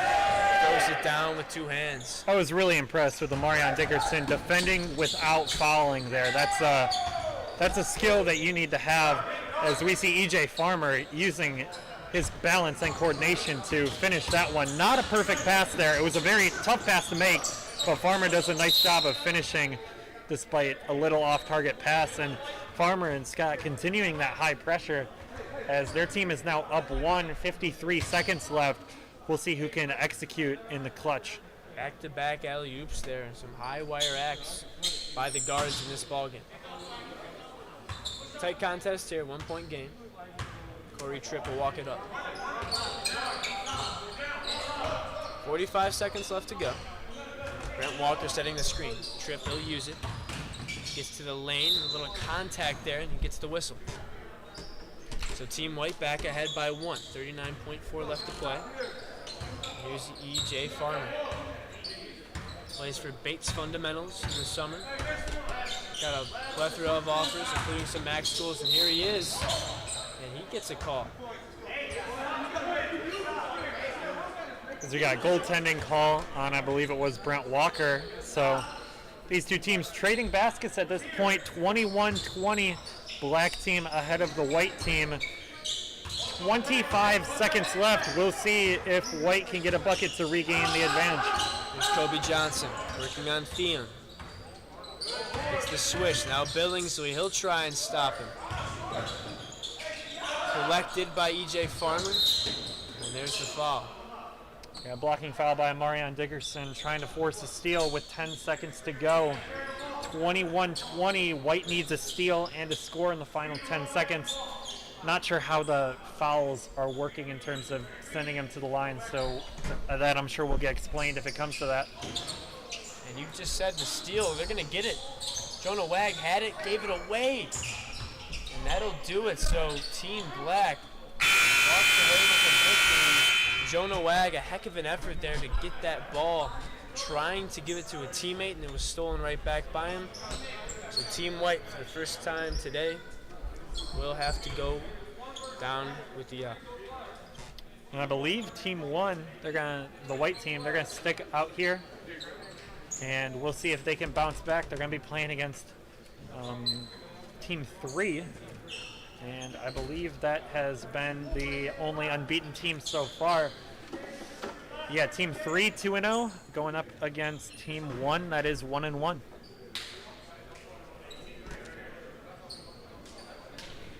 So we're going to have about 3.5 minutes until this 5th out of 6 games in the qualifying round, and then we are going to have the semifinals and championships under the Elam ending format. So 2 more games, normal 10 minutes, and then we will use the Elam ending for the tournament part of this 5-on-5 session at the Northeast Ohio Top 20 Combine.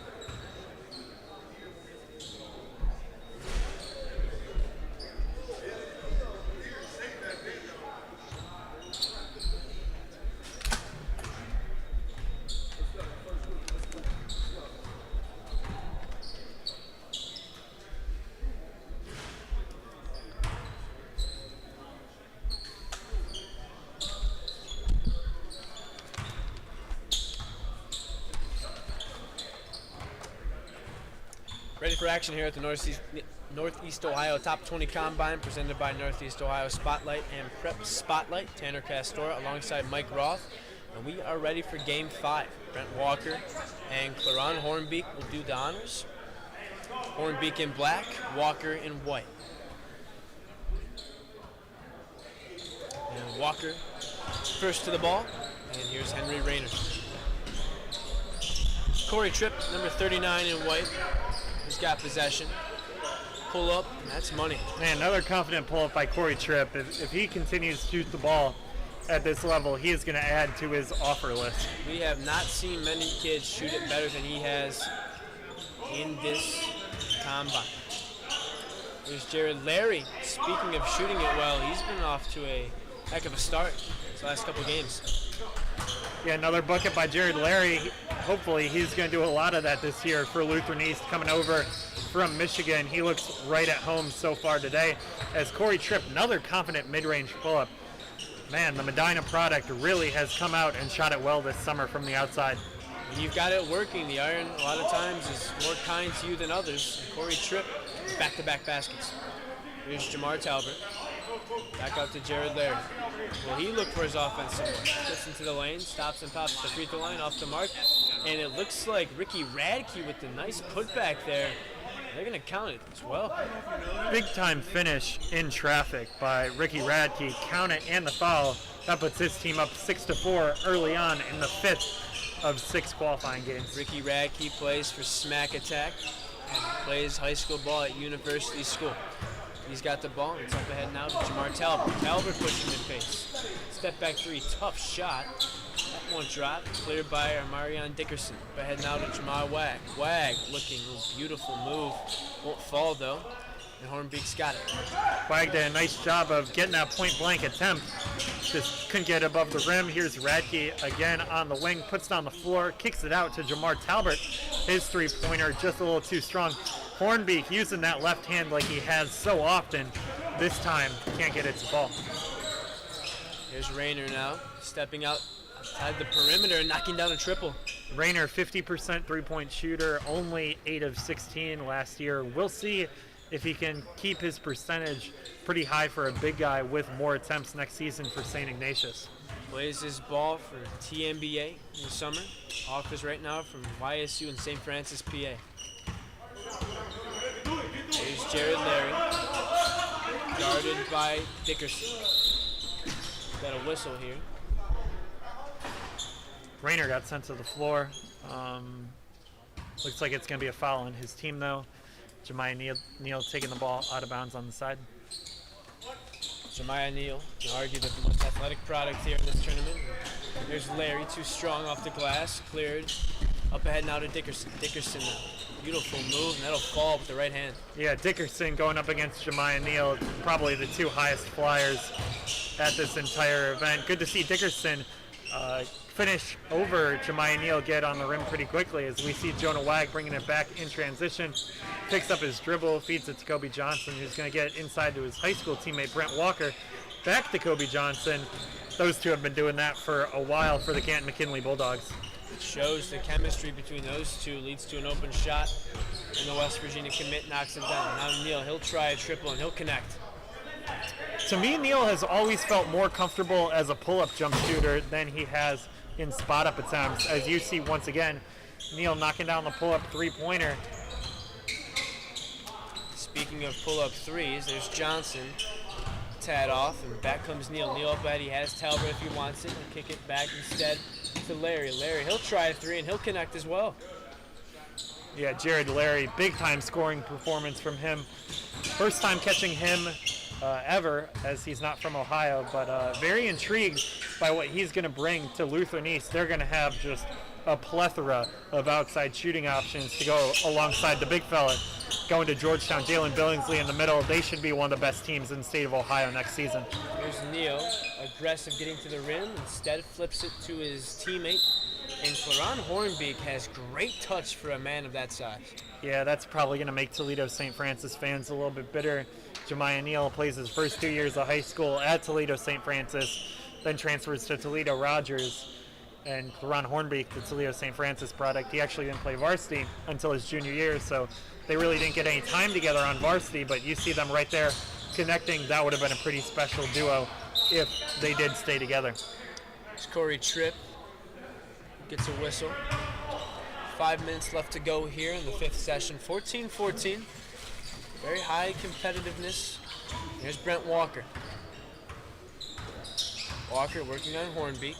Driving baseline. Gets underneath him, but Hornbeak there Good job of not fouling. Yeah, Hornbeak did a nice job. You don't really have to respect Brent Walker's pull-up jumper. As we see Jemiah Neal from deep, well short. It was on line, but a little bit too ambitious from Jemiah Neal. Maybe a little bit outside of his range as he gets the ball. He's working against Kobe Johnson before getting stripped by Amarion Dickerson from behind. Dickerson just creates a lot of havoc on the defensive end as there's Kobe Johnson repaying his teammate. Brent Walker kicked it out to Johnson for a three-pointer earlier. Now Johnson feeds to cutting Walker for a slam. Those McKinley Bulldogs are going to be tough next season. We've got 2 kids from Canton McKinley at the next session as well. It's a great sign to see a big running the floor like Brent Walker has been doing. And he's got the offensive rebound. It's Kobe Johnson, first team All-Ohio a season ago. Now Tripp into the lane. Great cut there by Dickerson. Just couldn't handle that pass. A little too hot. Back inside the Walker they go, working on Hornby. Trying to get that edge. Got to the left shoulder. Won't fall, and very active again, trying to gather back his miss. Yeah, interesting seeing Brent Walker go to the post up on Hornby. Hornby's got at least 3 inches of height on Brent Walker, but he was still able to get that shot up. Kind of missed the point blank jump hook. I think Brent Walker will wish he would have been able to finish that shot. As we see the black team inbounding it 16-14, just over 3 minutes to play. Ron Hornbeak will take a seat. Lamar Talbot back into the game for Team Black. It's in number 4. Here's Kobe Mitchell. Mitchell with an offer from Green Bay, 31 points per game a season ago, and you see why. Yeah, Mitchell is a guy, I feel like he was sitting for a little while there. He comes right back into the game and ties the game up with the mid-range pull-up. You know, he can really score the basketball. Jonah Wag working on Mitchell. Got a step, gives to Johnson. Missed the bunny. Here comes Jemiah Neal. Up at the Albert, beautiful move. Used that rim as a shield. He gets the whistle. And now White's going to try and bring it back down 2 points. 2 minutes, 30 seconds to play. Kobe Johnson gets blocked, and Talbot again feeds Ricky Radke, who almost falls hard. We'll see if Radke's okay. It's Ricky Radke right now on the floor. Took a hard spill there. Went up for a two-handed dunk. And wanted to hang on the rim, but someone came from behind with a block, and he took a hard spill, and he appears to be okay. Yeah, good to see Radke getting up. I think he's going to probably take a seat for a little bit, but hopefully nothing too serious as you see Radke trying to catch a body there. Hopefully he's okay and can maybe continue for the playoff portion of this event. Henry Rayner will check in. Team White. And the big fella, LaRon Hornbeak, KSU commit, back in the ball game as well. 2 minutes, 20 seconds left to play. 20-16 your score. Corey Tripp, the Dino High School product, with the basketball. In and out dribble. Back outside to Dickerson. Dickerson now. Middle of the lane, gets to where he wants to go, and he'll draw contact. Nice jump stop by Marion Dickerson, forcing the defender to jump into him, and that's just an easy move for him to draw the contact, make this a 2-point game. Here's Jared Larry bringing the ball up. Great versatility at 6'4", 6'5". He's knocked down a 3 in this session. Now a nice kick out to his counter back mate, Kobe Mitchell. Kobe Mitchell, small school, big game. 5-point contest. Here's Johnson. Dickerson now. Cleveland Roads product off the backboard. Incredible move. Yeah, a lot of creativity by Amarion Dickerson right there. Throwing it off the backboard to himself. You obviously can't come down with it, but if you dunk it, it's not going to be a travel. Nice move by the Cleveland Roads wing. Plays for All Ohio Red in the summer. Offers at the moment from Ryder in Miami, Ohio. Here's Larry. Double team. Gets it to Hornbeak. Hornbeak way too big for Jonah Wag. Yeah, nice pass on the trap. Gets it to Hornbeak, and that's just too easy. Oh, Corey Tripp, beautiful balance. the reverse pivot by Corey Tripp was really pretty there. Gets the defender in the air and then has plenty of space for the bank shot. This is only a 3-point game going down to the wire. High-level basketball in this 5th qualifying round game. Corey Tripp, a legit 6'2", 6'3". He is going to be a problem at Medina High School. Right now, Cleveland State, Bowling Green, the two in on him the hardest. But I'd expect that list to grow, as you mentioned earlier, Mike. 3-point ball game. Here's Neal. And that's going to be goaltending, so they're going to count that with the foul. Yeah, that's at least the second time Brent Walker has been called for a goaltend. He just needs to be a little bit quicker because I believe that was a foul, so probably should be 3 points in a real game, but I think here they're only calling the goaltend. 27-22, Team White trailing. We'll see if they can make a run with 22 seconds left to play. Here's Johnson. Now to Henry Rayner, a beautiful basketball between Team White, but Brent Walker, a little bit of contact there, but how about the passing? Henry Rayner, that's a big fella to big fella. Yeah, nice quick decision by Rayner to see his teammate open in the paint, and he draws the foul. Larry fouled. 3-point game, 12.5 left to play here in session number 5. Nice job by Larry going to the basketball. They don't have a ton of ball handlers, especially with Jemiah Neal passing the ball in, so good to see one of the guards look to get the basketball. Now there's Jamar Talbert, gets it to Neal, back to Larry. That's going to do it. So Team Black, at the moment, looking like they're going to get the W. 26, Jared Larry there. He was the ball player who was fouled. And they've got 7 seconds left here to try and secure a victory. Jonah Wag defending Neal. They're going to give inside to Hornbeek. Hornbeek working on Walker. Good decision there. Kicks it back out to Neal, and he'll take a triple. Why not? Bring it out. That's a W for Team Black.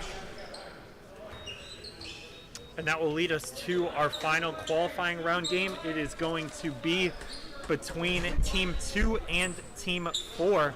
And then after this game, we'll be heading into the Elam ending portion of the tournament. Once again, this is the Northeast Ohio Top 20 Combine. Michael Roth and Tanner Castora here at Lutheran East High School.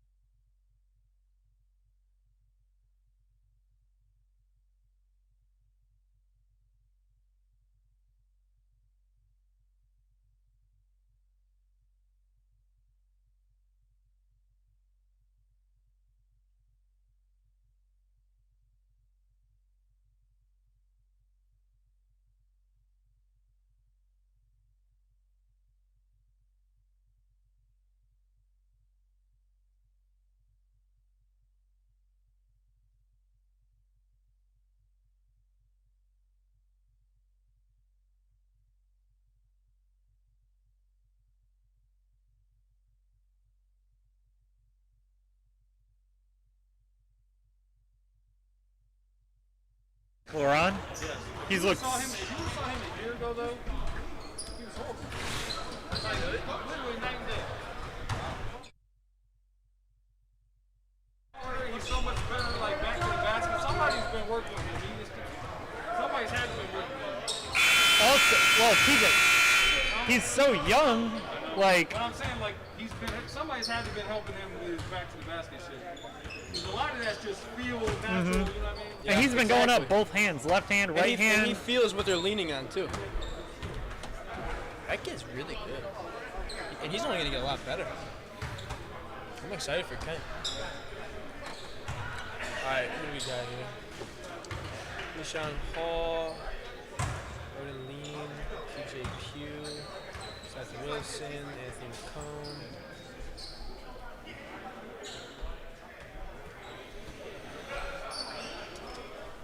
Time for Game 6 here at the Northeast Ohio Top 20 Combine, presented by Northeast Ohio Spotlight and Prep Scouting. Tanner Castor alongside Mike Roth. We've had a good day of basketball, and we are now into our last game before the semifinals start. Roden Lean and El Haji Thiem going to do the tip here. In black, number 29, Tyler Jackson. Number 8, EJ Farmer. Number 5, Ramel Arnold. And number 7, Gabalana Audio in black and in white. Number 42, Keyshawn Hall. Number 21, TJ Pugh. Number 2, Anthony McComb. And number 40, Seth Wilson. Here's Arnold. He's inside to Thiem. Thiem has a step. Good recovery, though, from Lean, and he gathers the rebound as well. Nice to see Thiem go to the basketball, attack the ball in the air to make sure he caught it in the post. Here's McComb. He has not been shy about shooting the basketball. EJ Farmer clears, pushing the tempo now.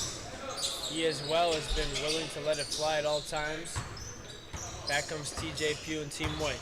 Pugh now gets all the way to the rim. Nice left-handed idea, but it wouldn't fall. Pugh is he does not lack confidence for sure against a lot of kids that come from a lot bigger areas than he does that over at Shelby. Trying to make a name for himself and doing a good job so far. Here's Lean now. Lean goes with that right-handed hooking layup, and again another layup off the rim for Team White. Thiem now, Tyler Jackson. Back to Thiem. Good teamwork there from those two. Hopefully that'll have this game pick up a little bit. A little bit of a sloppy start. 2-0 now, about a minute and a half into the last game of the qualifying round. Seth Wilson, he's been quiet here today. The West Virginia commit. Off the mark again. Has done a nice job, though, of handling the offense, but hasn't really been scoring the rock at a high rate. Here's Jackson. Nice easy lane, and again, Thiem and Jackson working as a tandem. Yeah, it looks like those two kind of have a little bit of a chemistry there. Jackson moving well without the basketball. That's a welcome sign to any college coach. Anthony McComb using that left shoulder to create space. Can't get it to drop, but a nice move there from the product from Trotwood Madison. Yeah, a little bit upset with himself. They can't finish the and one, but still just a downhill, aggressive attacker with the basketball. And also McComb has, like you mentioned, not been afraid to use the pull-up as a weapon. Here's Arnold. Another pull-up shot. It's a deep three off the ring. And a nice rebound from Aiden Noyes. Here comes Keyshawn Hall. Good look there to Lean. Gathers it in back to Pugh. Good unselfish basketball from Team White. Leads to an open three. Just can't connect. And Anthony McComb. With Shamas Scott. He's shown flashes throughout this combine. Guarded by TJ Pugh. 24 feet. No good. In and out. Rebounded again to Aiden Noyes. Noyes out of Cincinnati made the drive down here today, about 4 hours or so. There's TJ Pugh. Now Anthony McComb. Working on Ramel Arnold inside. Great look to Hall, and he connects. Nice seal by Keyshawn Hall, getting position in the paint as we see Jalen Billingsley on the other end. He can really handle the ball as well at 6'8". That's why he's going to be going to Georgetown. Go back to Keyshawn Hall as we take a look here at TJ Pugh attacking. Nice finish, young man. I think Keyshawn Hall is a guy who has really helped himself today. He's opened my eyes, and I'm sure he's opened a couple eyes on the viewer, on the screen. He's made a lot of good plays, and here's Billingsley now, defended by Hall. Good rebound from Thiem, kicks out to Arnold. Haji Thiem, he's been active on the offensive glass, and you'd have to think that's going to be his role at the next level when he gets into a program, as he has a nice dive to the basket and an even better finish. Yeah, nice move by Alhaji Thiem. He really looks like a modern big guy. You know, he has a little bit of that ability to stretch the ball on the outside, but he moves really well on the perimeter defensively. He can block shots, contest at the rim, you know. He's kind of what basketball is evolving towards at that power forward center position. Plays AAU with Nova Village. Here's McComb, nice pull up off one dribble. It'll go. Back comes Shamas Scott. Audio, he'll try a three and he'll make that. Yeah, Audio shot the ball pretty well here today from the outside. Definitely has some of the most threes out of anybody at this event. As TJ Pugh going hard to the basket. I think that's going to be on the floor. No, they're going to give him the shooting foul, so 2 points, and now Black will take over with possession. Nice rip-through dribble there from TJ Pugh. Here's EJ Farmer now, 6'4", Cleveland Heights product. Shamas Scott. Back out top to Audio. Now it's Farmer working on Noise. Step back, continuing to drive with that left-handed lay-in. Good idea. Billingsley will clean up the mess. Good put back by Jay Billingsley. That's what you want to see out of a big guy going high major. McComb now. Fouled. And he has been aggressive from the opening tip, whether it's looking for his offense or trying to get to the rim, to dish off to others. Anthony McComb has made the most of this opportunity today. Here's Hall now. He, has been making the most of this opportunity. Can't get it to drop there, and here's Audio.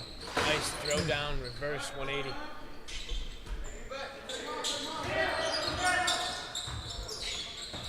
(16-10) game here. 6 minutes gone by. Seth Wilson gets to the rim. A nice dish off to Keyshawn Hall. Looks like he landed a little funny. He's kind of wobbling a little bit. Gonna want to get him a sub after this. Billingsley now on Noise. Nice step back, Jay. Won't drop, and poor communication by Team White leads to a lay-in for EJ Farmer. Good heads-up basketball. Yeah, and Hall is going to come out. Hopefully his ankle's okay. Not sure how he landed funny, but Broden Lean is going to take his spot. Hopefully nothing too serious. Broden Lean back into the game. Out of the Minnesota area, plays for D1 Minnesota in the summer. And will be playing his high school basketball at ISA. That one saved by TJ Pugh. Nice save. Found Wilson somehow in a bunch of black jerseys. Out to Lean. Lean, that ball was tipped by Jackson, gathered by TJ Pugh. Pugh now. Double crossover to a cutting McComb. McComb with the sweeping layup. Yeah, nice finish by McComb, gliding right past the shot contest, and he gets the easy layup. Shamas Scott coming on the other end. He's going to try and isolate big fella Broden Lean. Let's see what Scott does with the basketball. Opts for the tough floater, and that one not even grazing the iron. Back comes McComb now. This two-man game with Lean, gives it to him on the roll. And heavy traffic gets out to TJ Pugh. Pugh goes baseline, got a step, couldn't finish. And tracked down by Tyler Jackson.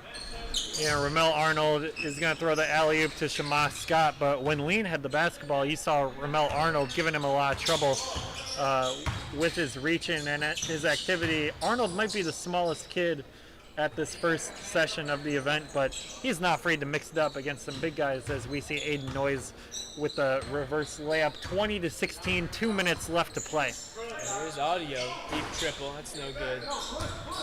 Cleared by Lean. Lean now, 6'8". ISA product up ahead to McComb. Comb dribbles it back out. Lean now. Can the big fella step out and hit the triple? He can. Nice looking stroke from Lean.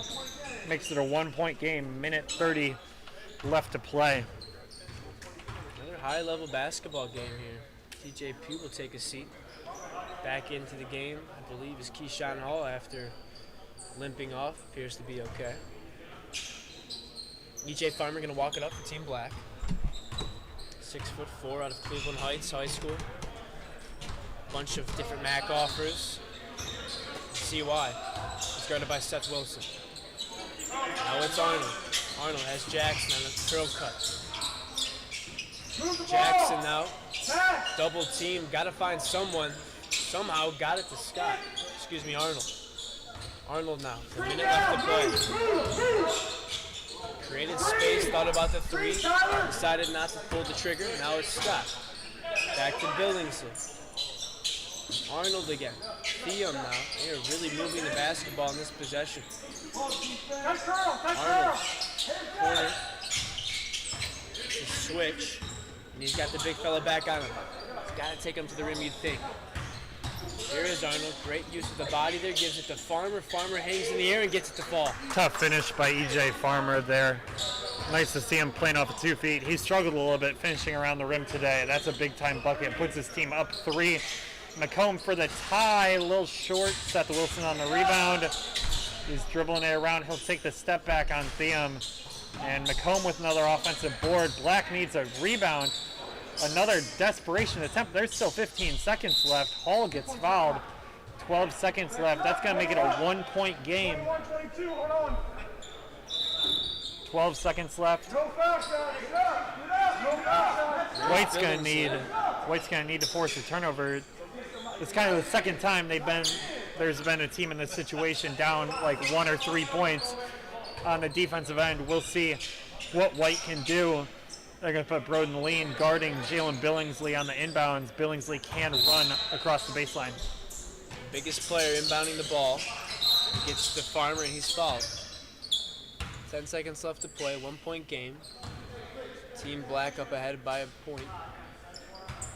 Someone who's really stood out to me, Mike, Shamas Scott. You mentioned went to ISA looking for better offers, and I wouldn't be surprised if they come his way. He's had a very good showing.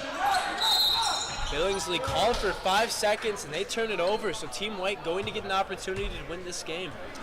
Yeah, we'll see what Team White draws up here on the out-of-bounds play. You know, they went through a camp offense, but they didn't get a camp out-of-bounds play. There's Keyshawn Hall, kicks out to McComb, wide open for a 3, and they've got the lead. Anthony McComb with a dagger to put Team White up by 2. 4.5 seconds left for Team Black. They can tie with a 2 or win it with a 3. Audio inbounding, looking, full court.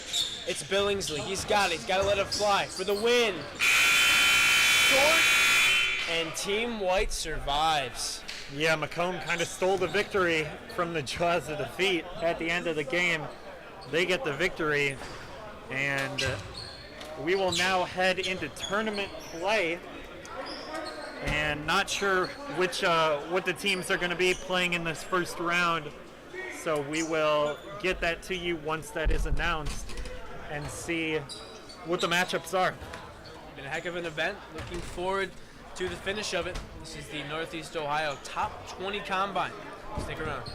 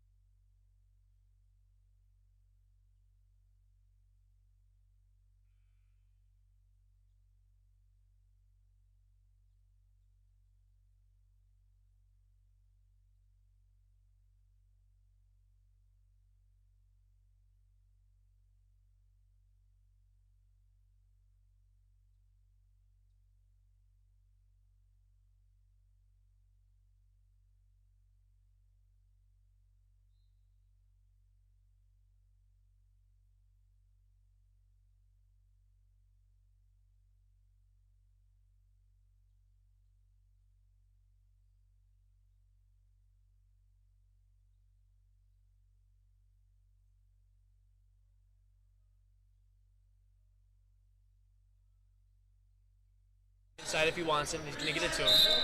And a great post up there by Henry Rayner to get position. He gets the call. And you got Coach Fadul on the bench arguing for a 3-second call there. Probably a foul right before. But a good point by him. Rayner, mismatch against Audio. I'm going to go to that every time. I'm not sure how many big guys I've seen in the state of Ohio that punish a mismatch every single time he gets it, quite like Henry Rayner does. Does have fantastic footwork. He is multi-dimensional. You look at the black team, they're pretty short right now. Besides Jay Billingsley, the second biggest kid is E.J. Farmer, whereas the white team has a pair of bigs in Brent Walker and Henry Rayner out there on the court. We'll see if they use that size advantage early, as E.J. Farmer a little bit too strong on a three. Walker clearing the glass. Back comes Johnson. Pull up deep 2. Front rim. E.J. Farmer now pushing the pace. It's Scott. Scott versus Tripp. And Scott will win that battle. Back comes Tripp now. He attacks and he finishes. Nice job using his size advantage on Ramel Arnold when attacking the bucket. And Tripp with a controlled finish off the glass as Arnold step back 3. And he gets the bucket right back for Team Black. That makes it 5-4. Mel Arnold plays for True Game, third team All-Ohio last year, as Brent Walker gets to the rim and finishes with contact. We're going to get our first set of subs. Jonah Wag replaces Amarion Dickerson, Alhaji Thiam, and Tyler Jackson coming in for the black team. But we see still 2 bigs out there on the court for the white team. And the black team looks like they're going to be running Tyler Jackson at the other forward How spot. about the block from Brent Walker? It was gathered by Thiam, and he continues to be active on the offensive glass. It's going to tie this game at 7. Here comes Corey Tripp. He's knocked down a 3. We've seen a windmill dunk from him. We've seen a mid-range game. This time it's Kobe Johnson, and that's off his knee coming back the other way. Good defense by E.J. Farmer. Johnson loses control of it, then ends up kicking it out of bounds. Farmer really has nice size and length where he could develop into a really nice wing defender, maybe a 3-and-D role at the next level. As we see Farmer just kind of get the basketball, it just sort of found him underneath the basket. He gets the easy layup. Very opportunistic there for E.J. Farmer. We've got a 9-7 ball game. 5 minutes gone by. Corey Tripp now working with Walker in a 2-man game. He uses the screen. He's got a mismatch now. He's quicker than Thiam, and he shows it there, but can't get it to fall with the right hand, and back comes Team Black. There's Arnold. Tough shot, fading away off the right foot. Cleared by Johnson, up ahead to Tripp. He's got a free run at the basket, and he'll lay it in. Good look ahead pass by Kobe Johnson, but Team Black really needs to get out in transition defense and defend better. There were 4 players on the white team and only 1 player on the black team inside the 3-point line there for that opportunity. Team Black just needs to get back on defense as E.J. Farmer. Tough 3-pointer in the corner. That one trickles the twine and forces the Team White to fix the net there. 12-9, Team Black ahead. Here's Henry Rayner, spinning back from the baseline, defended nicely, and back comes Ramel Arnold.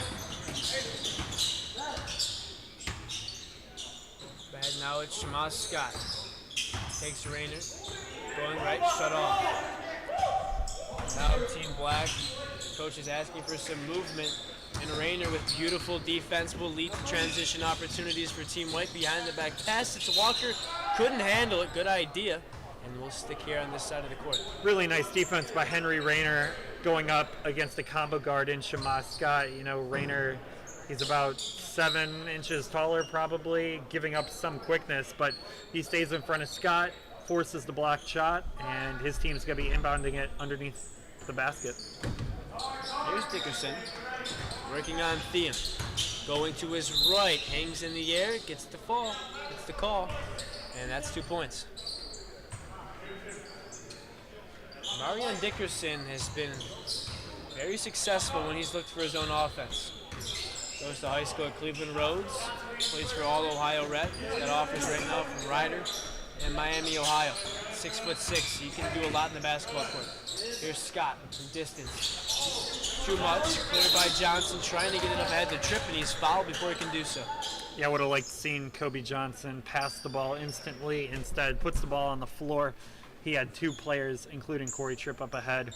And before Kobe can pass the ball ahead to one of his teammates, he was fouled. So they'll take it sideline out of bounds, and Jonah Wag handling it for Team White. He gives it up to Kobe Johnson.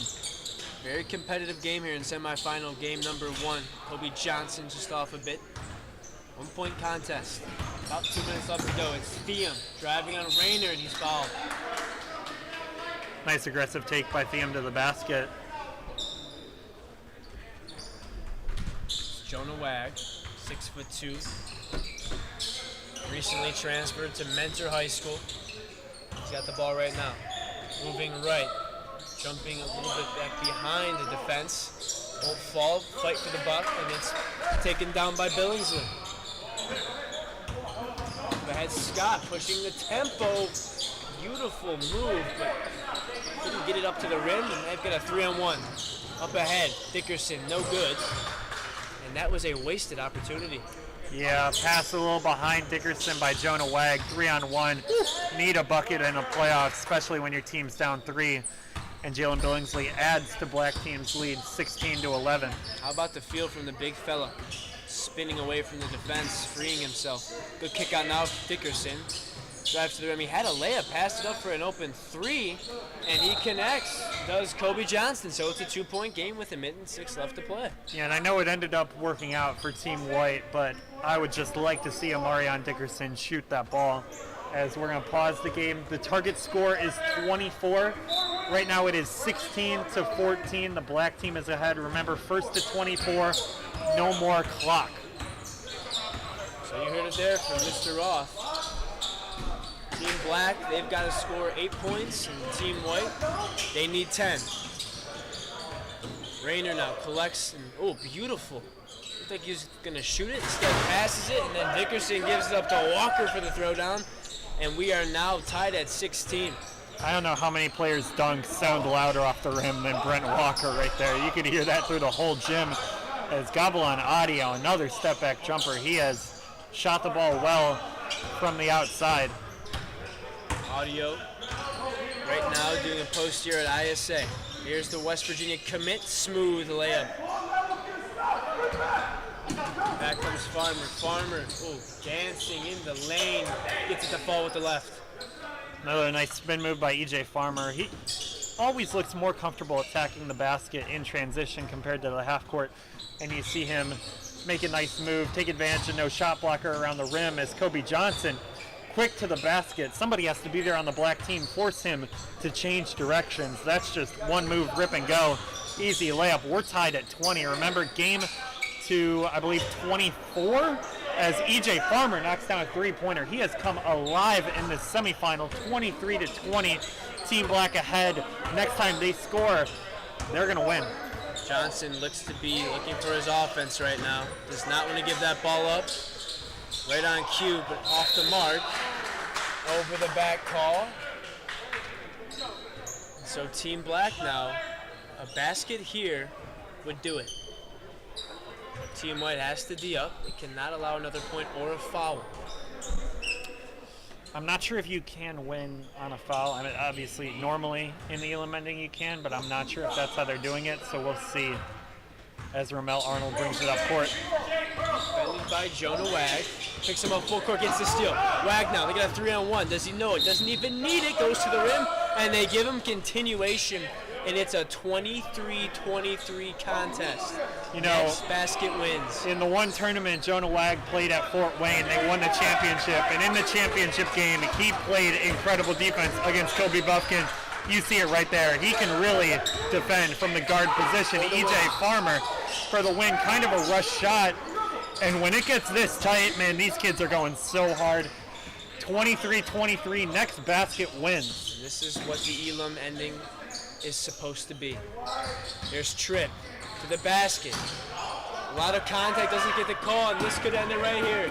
E.J. Farmer rejected by Walker, gets his own miss, and that'll do it. How about Brent Walker, though, with a hustle to to get a hand on that basketball, but E.J. Farmer stuck with it, and that'll do it.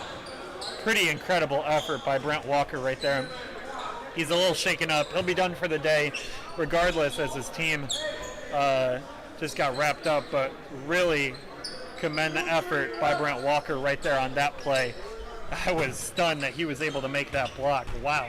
Heck of an effort there from Brent Walker. He appears to be okay, but could not get there in time. E.J. Farmer lays it in, and they are marching on into the finals.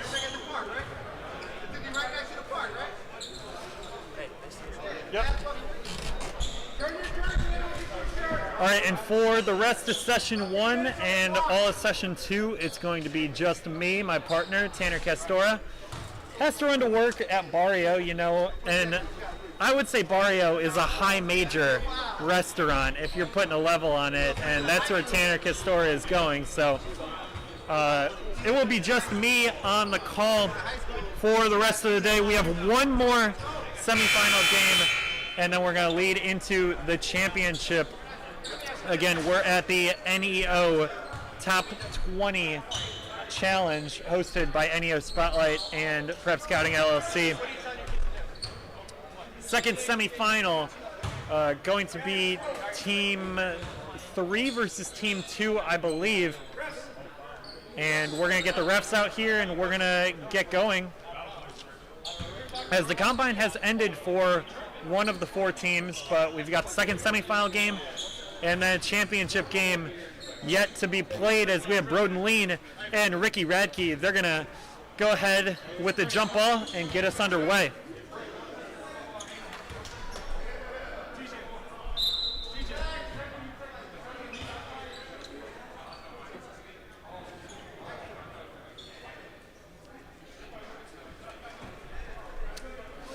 And looks like they're deciding which way each team is going to go.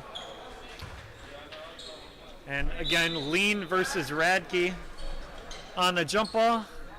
And it's going to be won by Lean. He tips it to Anthony McComb. McComb brings it up the court, gets the screen from TJ Pugh. Pugh, nice dive to the basket. He's handling it in the mid-post area. Pass deflected by Jemiah Neal.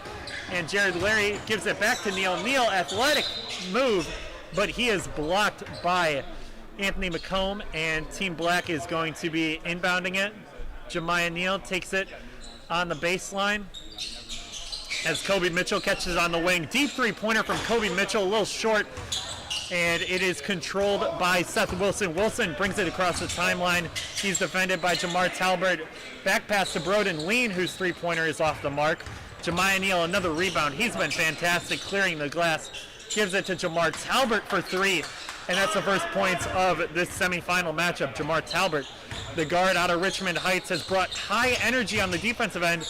A rare three-pointer from him, but good to see him knock it down as Seth Wilson uses his strength, finishes in traffic as Jemiah Neal, another pull-up three-pointer, hits the back of the rim. The ball kind of died there, but again, Jemiah Neal confident with the pull-up 3.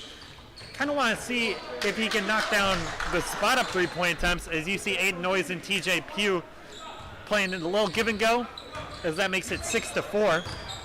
Talbert brings it ahead, gives it back to Neal. Neal, another pull-up three-pointer. That went a little short. Twice today he has taken those really deep three-pointers, and they've been on the mark, but just short. Another transition opportunity for Neal. Fakes the pass. What a fantastic slam by Jemiah Neal, 8-4. Team Black ahead of Team White. Just unbelievable athleticism by Jemiah Neal. Here's Seth Wilson, gives it up to TJ Pugh. Pugh back to Broden Lean.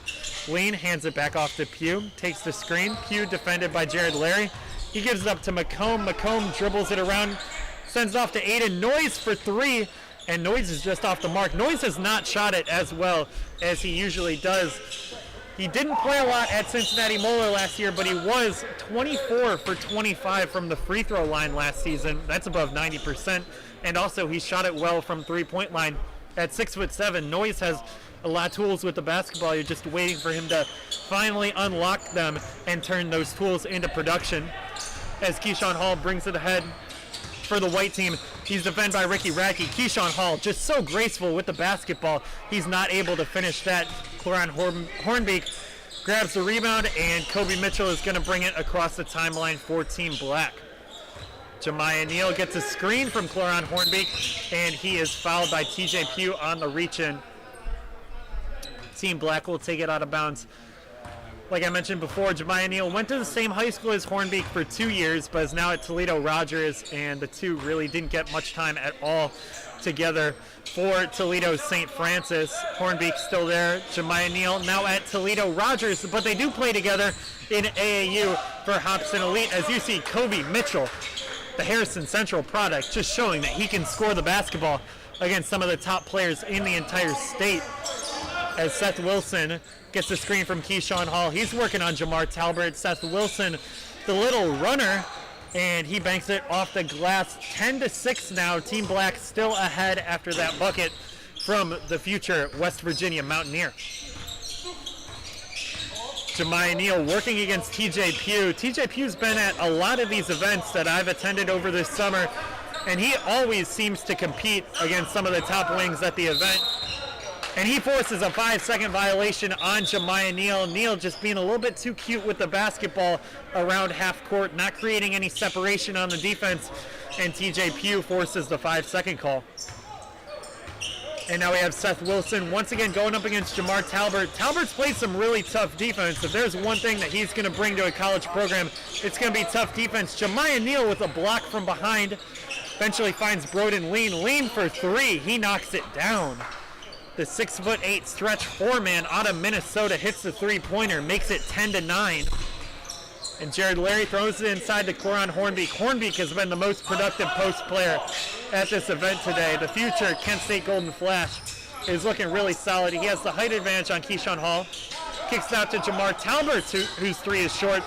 But Hornbeek with an offensive rebound. Jemiah Neal on the left wing. He looks for a screen from Hornbeek. And Hornbeek just wasn't set. Jemiah Neal needs to wait a little longer for that screen as Hornbeek just wasn't able to get set. Hornbeek pleading his case, but that's not on him. That's on Neal. Need to be a little bit more patient with the basketball in the half court as Team White will now take it out in their own backcourt. Seth Wilson gives it up to Anthony McComb. McComb working on Ricky Radke, and McComb quick crossover and the floater off a 2-foot finish. Nice job by McComb taking advantage of being defended by a slower-footed big man, and he gets the bucket to give his team the lead. Hornbeek has it behind the three-point line. He throws a dangerous pass that's intercepted by Seth Wilson. Wilson ahead to McComb. McComb tries to go with the scoop layup. Probably should have opted for the finish on the left side. Jared Larry, three-pointer in the corner. He knocks it down. The Grand Rapids local is looking right at home in his new home at Lutheran East High School. We're going to be seeing a lot of that from him if there is a high school basketball season at Ohio, as Larry, the new Lutheran East Falcon, adding to their already stacked 2021 class. As Anthony McComb loses the ball, it's Larry again. Throws that to Talbert. Alley-oop stolen by Seth Wilson. Talbert being a little bit too cute as Wilson bounced past to Keyshawn Hall.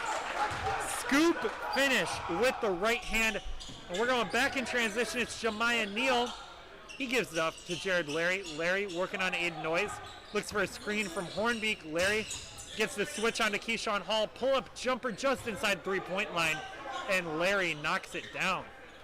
What an outside shooting performance by Jared Larry. One of only two players not from Ohio. Obviously now Larry has moved to the Ohio area. It's been a great opening performance from him, as he's a guy I had never seen before today. TJ Pugh in the corner, cannot knock it down. Rebound by Larry. He has been everywhere today. As we're just about to get to the Elam ending, this will be the last possession before we enforce the Elam ending. 15-13, Team Black ahead of Team White. Jared Larry gets the screen from Hornbeek, loses the ball in the in-between game, kicks it off to Jemiah Neal. Neal holding the ball, throws it ahead to Hornbeek. Hornbeek, and we're going to get a jump ball. And with the score at 15-13, we are going to play to 23. The target score is 23. Again, Team Black ahead of Team White. And Team White is going to be passing it in. TJ Pugh.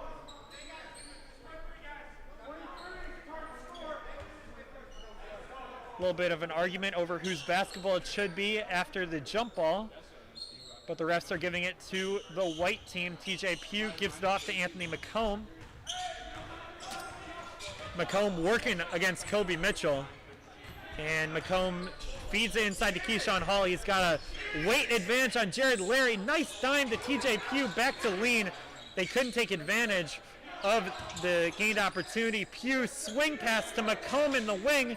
He's unable to knock it down. Jamar Talbert bringing it in transition. He smartly slows it down. Oh, nice move against TJ Pugh, but he blows the layup. Talbert very upset with himself after that one. McComb feeds it to Keyshawn Hall. Hall working on Jemiah Neal. Hall fouled on the drive on the floor. And Team White is going to be inbouncing it from the baseline. Broden Lean will be throwing it in for Team White. And Lean is about to receive the basketball from the ref. Ref saying something to Keyshawn Hall and Jemiah Neal. Those two have been going at it recently. Hall catches it from the corner. Jab steps, almost lost the ball. Swings it ahead to Seth Wilson.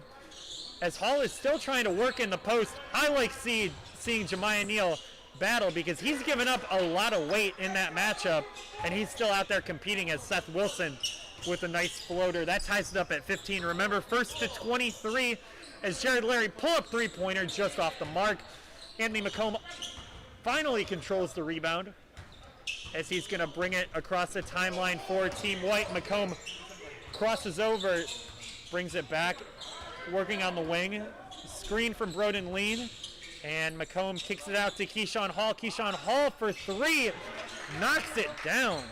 Keyshawn Hall from the outside gives his team an 18-15 advantage as Jemiah Neal will try and bring his team back from a slight deficit. Screen from Hornbeak. Neal kicks to the corner to Jared Larry. Larry driving on Lean. Talbert throws it to Neal. Neal spot up three-pointer, knocks it down. Look at Jemiah Neal. He's getting more confident with his shot. Seems like every time I see him, really nice three-pointer by Jemiah Neal, showing his ability to maybe play more of an off-ball role at the next level.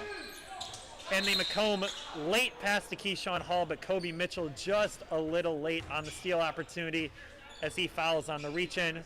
It's going to be a baseline or sideline out of bounds for Team White. Remember, tied at 18, first to 23 wins the game. Anthony McComb almost gets a backcourt violation. Takes a screen from Broden Lean. Nice step back jumper by McComb, but off to the right as Jared Larry brings it across the court. Finds a nice bounce pass to Cloran Hornbeak, who finishes. 18-20, Team Black ahead of Team White. Seth Wilson looking to maybe tie or take the lead on this possession.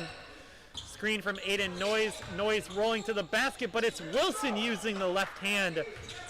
Nice steal by Seth Wilson. Gets past Jamar Talbert and then kind of puts him in jail. No help side rim contest from Team Black. And we're tied at 20. Next team to score 3 points wins. Larry uses that to his advantage, gets to the basket. But as he feeds it off to Cloran Hornbeak, he travels as we are tied at 20.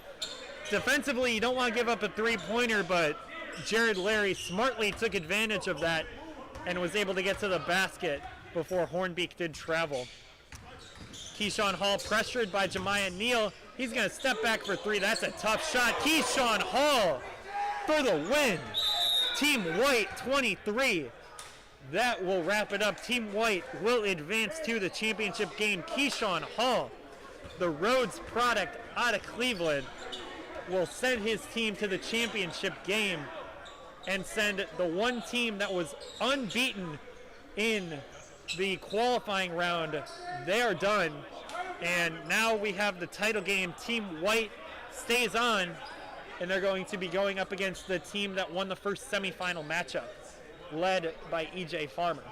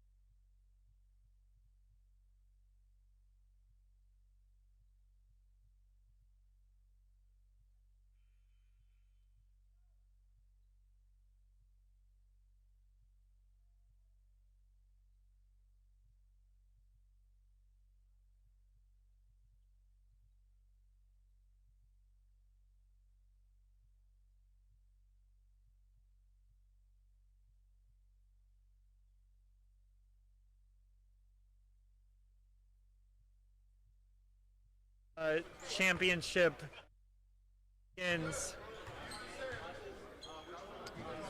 Once again, 5 minutes, and then we are going to enforce the Elam ending. Team White just won their semifinal game 23-20 off of a clutch three-pointer by Keyshawn Hall. Team Black won the first semifinal game behind a big-time performance by EJ Farmer. He really got it going for Team Black in the first semifinal matchup to lead his team to victory.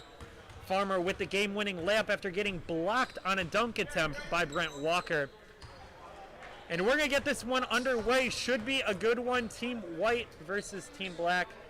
Aiden Noyes and Alhaji Thiam are going to be going at it on the tip. And we're just about to get started.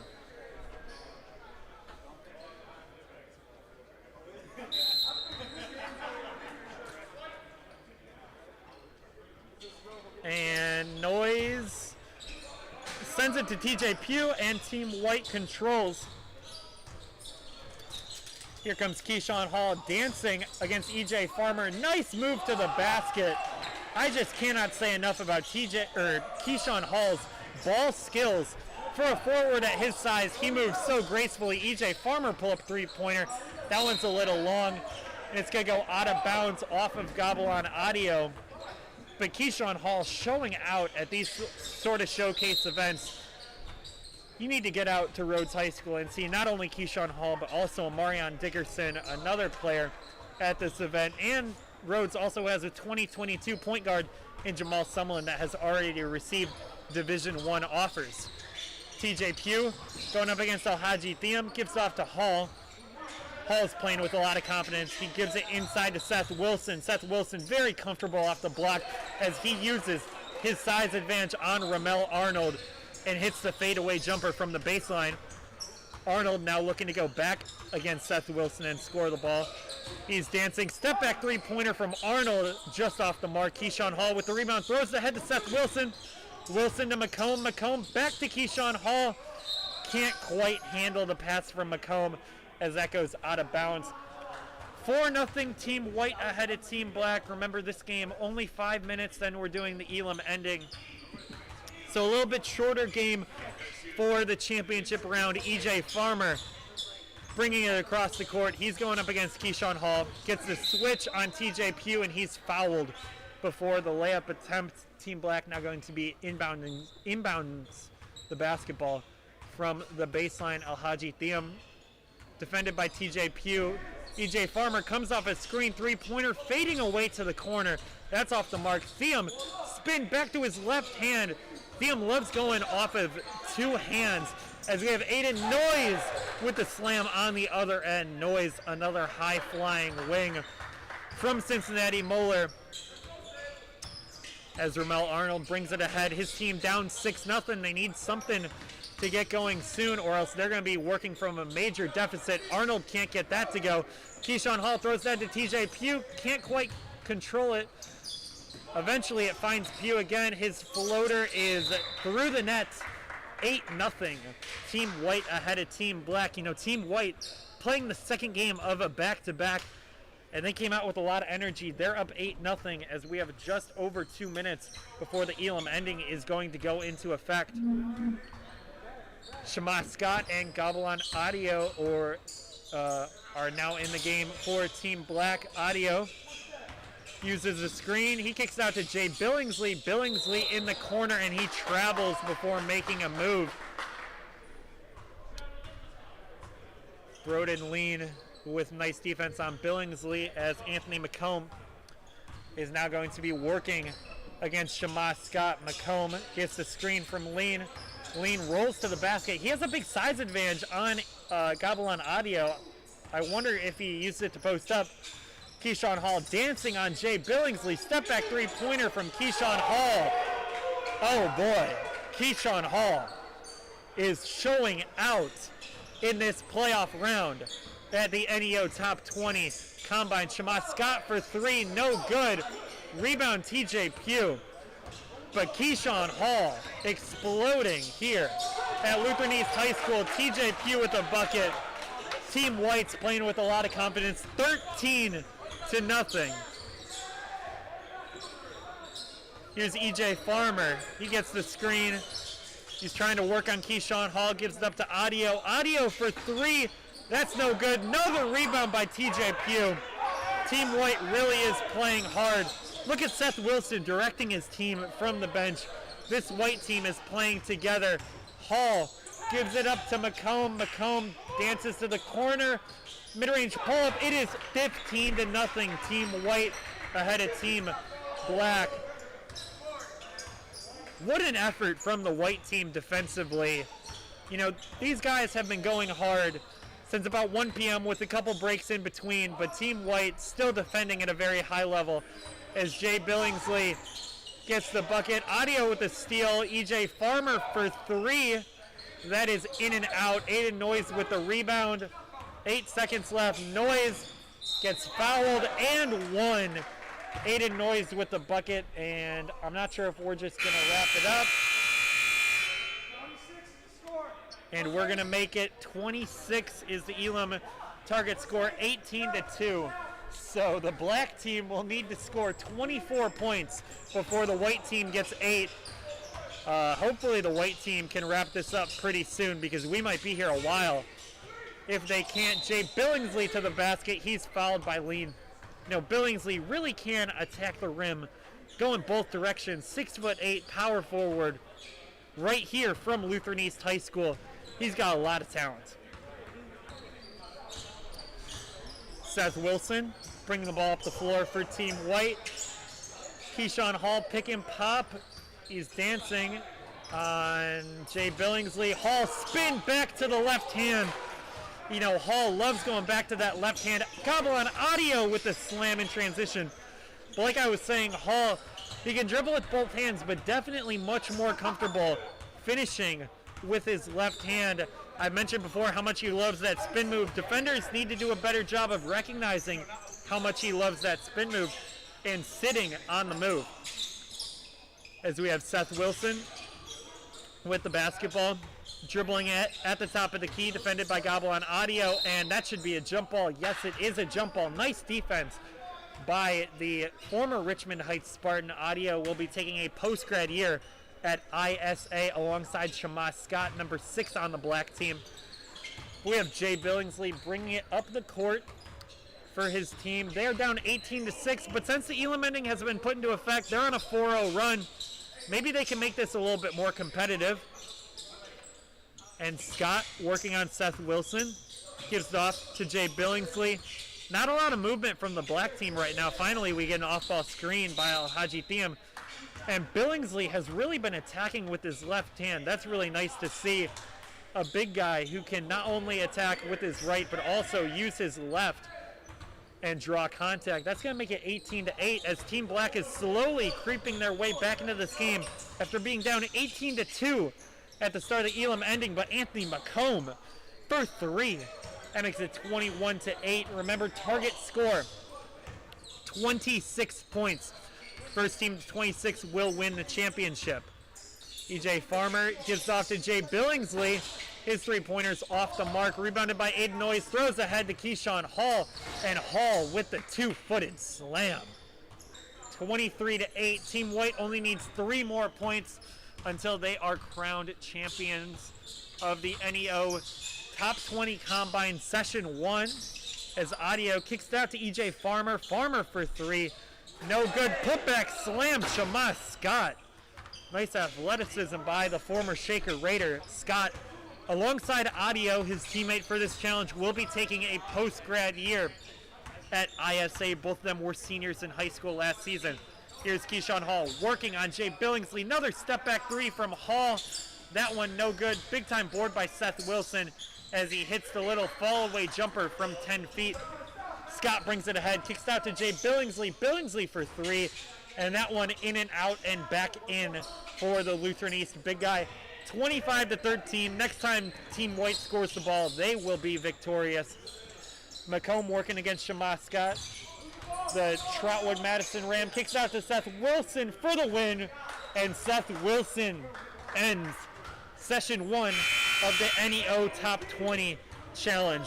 Team White gets the victory. Team White, Seth Wilson, TJ Pugh, Anthony McComb, Keyshawn Hall, Broden Lean, and Aiden Noyes. They are crowned champions of this event.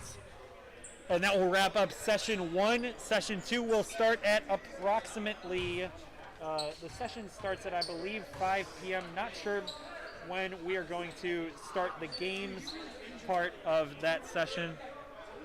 But we will be with you for session 2 when that does get underway. Once again, this is Michael Roth broadcasting the NEO Top 20 Combine hosted by NEO Spotlight and Prep Scouting LLC. We will be back shortly for session 2.